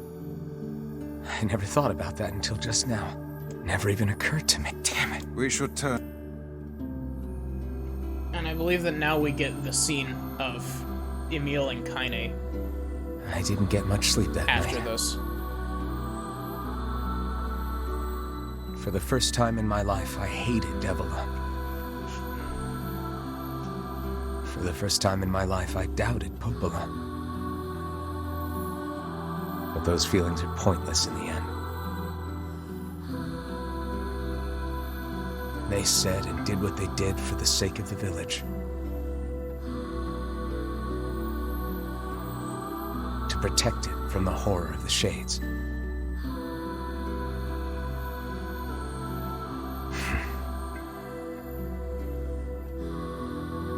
Really, how can I blame Devila and Popola?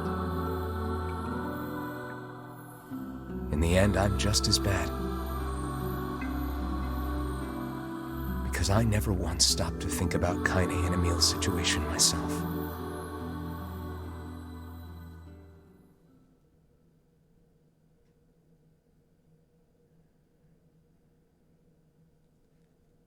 I hope that my voice acting through the novel section there was good. Oh, yep, here we go. This is new.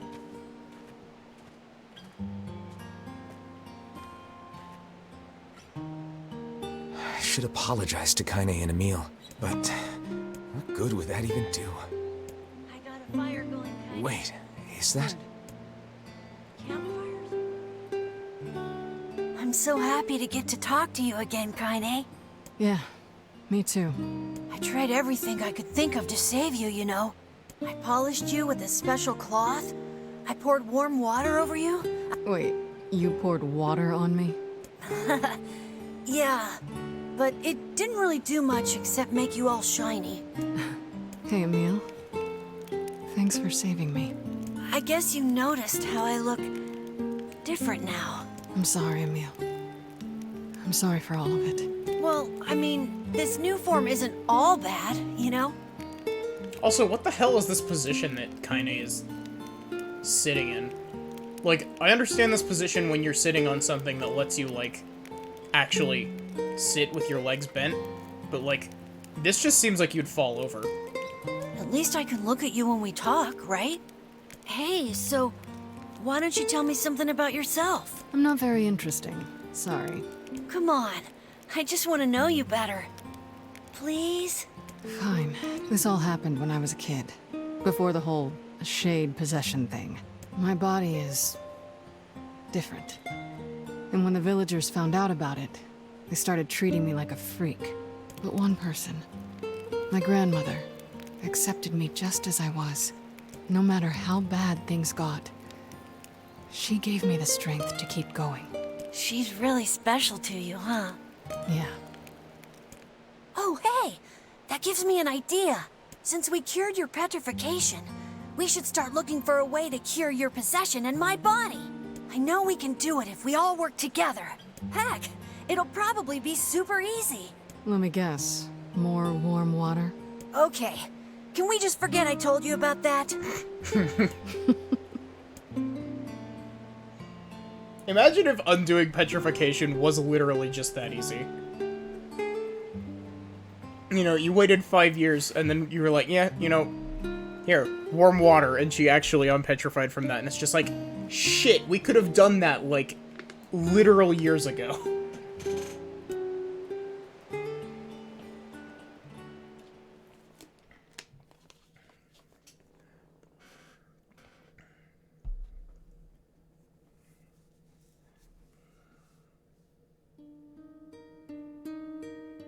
Sleep well?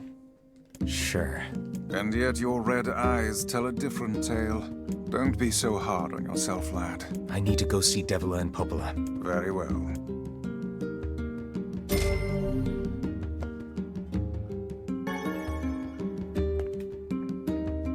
What might that be? It's Mom's diary. I've not heard you speak much about your mother. She got the Black Scrawl and died when I was little. My apologies for bringing it up. It's all right. I can barely remember her face anymore. This is the only thing I have left of her. Reading it helps remind me of when we were still a family. I see. But the final entries get a little strange. In what way? Well, here, take a look.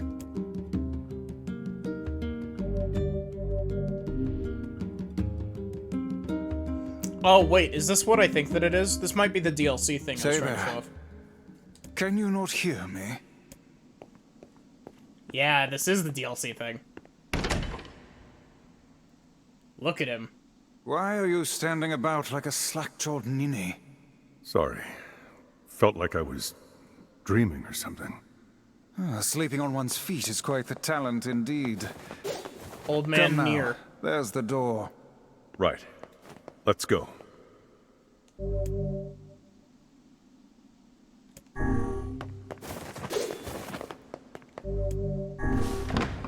I don't want to do this because this is a pain, but...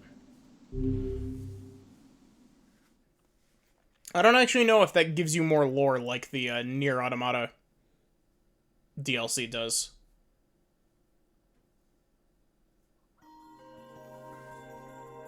My word. Something wrong? I feel as if I've just awoken from a most unpleasant dream. I know what you mean. That happens to me whenever I read it. Yeah, so that was DLC in the original game.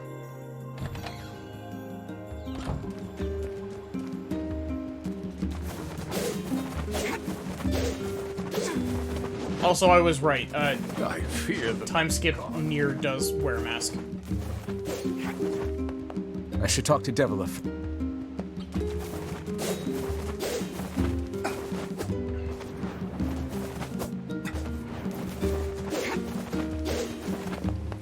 Hey. Oh, hi. I kinda thought you'd never talk to us again. I understand you're doing this for the village, and that you don't have a choice. Pretty much, yeah. But look, why don't you go talk to Popola? I think she wanted to discuss the Shadow Lord with you. I'm headed there next. You know, okay. Oh, and Yeah? sorry about yesterday. You don't need to apologize. Let Emil and Kaine know that we're sorry. All right. Okay. So, here's the thing. Freaking... When we encountered Devila and Popola in the Lost Shrine, they were like, we hoped to put this off for another, like, generation. But you had to come and ruin it. If you were trying to put it off, why were you literally actively helping us? Like, you are actively giving us information. Oh. Hello. Look, I want... Stop. Yeah, you're just trying to protect the villagers. It's very kind of you to say so. Ahem. Oh, right. You know about the lost... The temple where I was first discovered. That's it. Well, it seems that the Shadow Lord's lair is connected to it somehow. Oh ho. But the bridge that leads there is unusable. So take a boat. Yes, I up the Yep. fair batch. Thanks. All right. And Be prepared for a lot of that this playthrough. Because all of the new Kaine dialogue is, literally just copy-paste. It's the exact same. I'm also probably going to be skipping some of the cutscenes, but... like the repeat cutscenes. Excellent to know the canal is finished.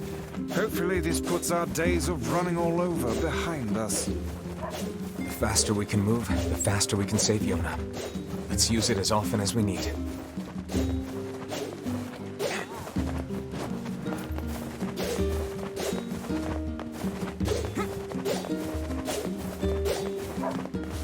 Actually, wait. I shouldn't start this, because I'm gonna get stuck fighting the boss again.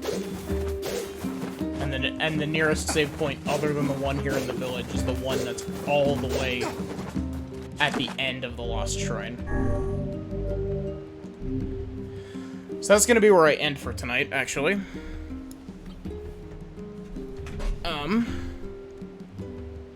If all goes well, I should be streaming tomorrow. Hopefully my,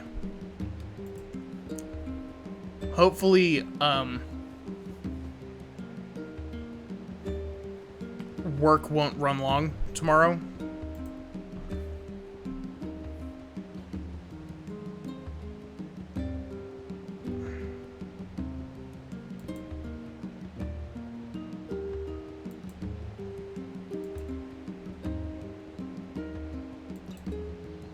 You know, it's been a hot minute since we've raided, Fua.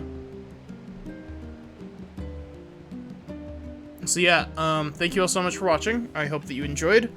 We'll be continuing with Route B.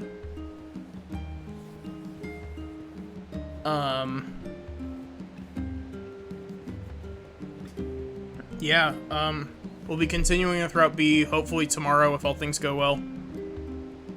Actually, wait. Depending on what's going on, Spoods, Jimbles, and I might actually be starting Minecraft tomorrow. I'm not entirely sure about that, but anyway, we'll figure it out. I'll be sure to notify.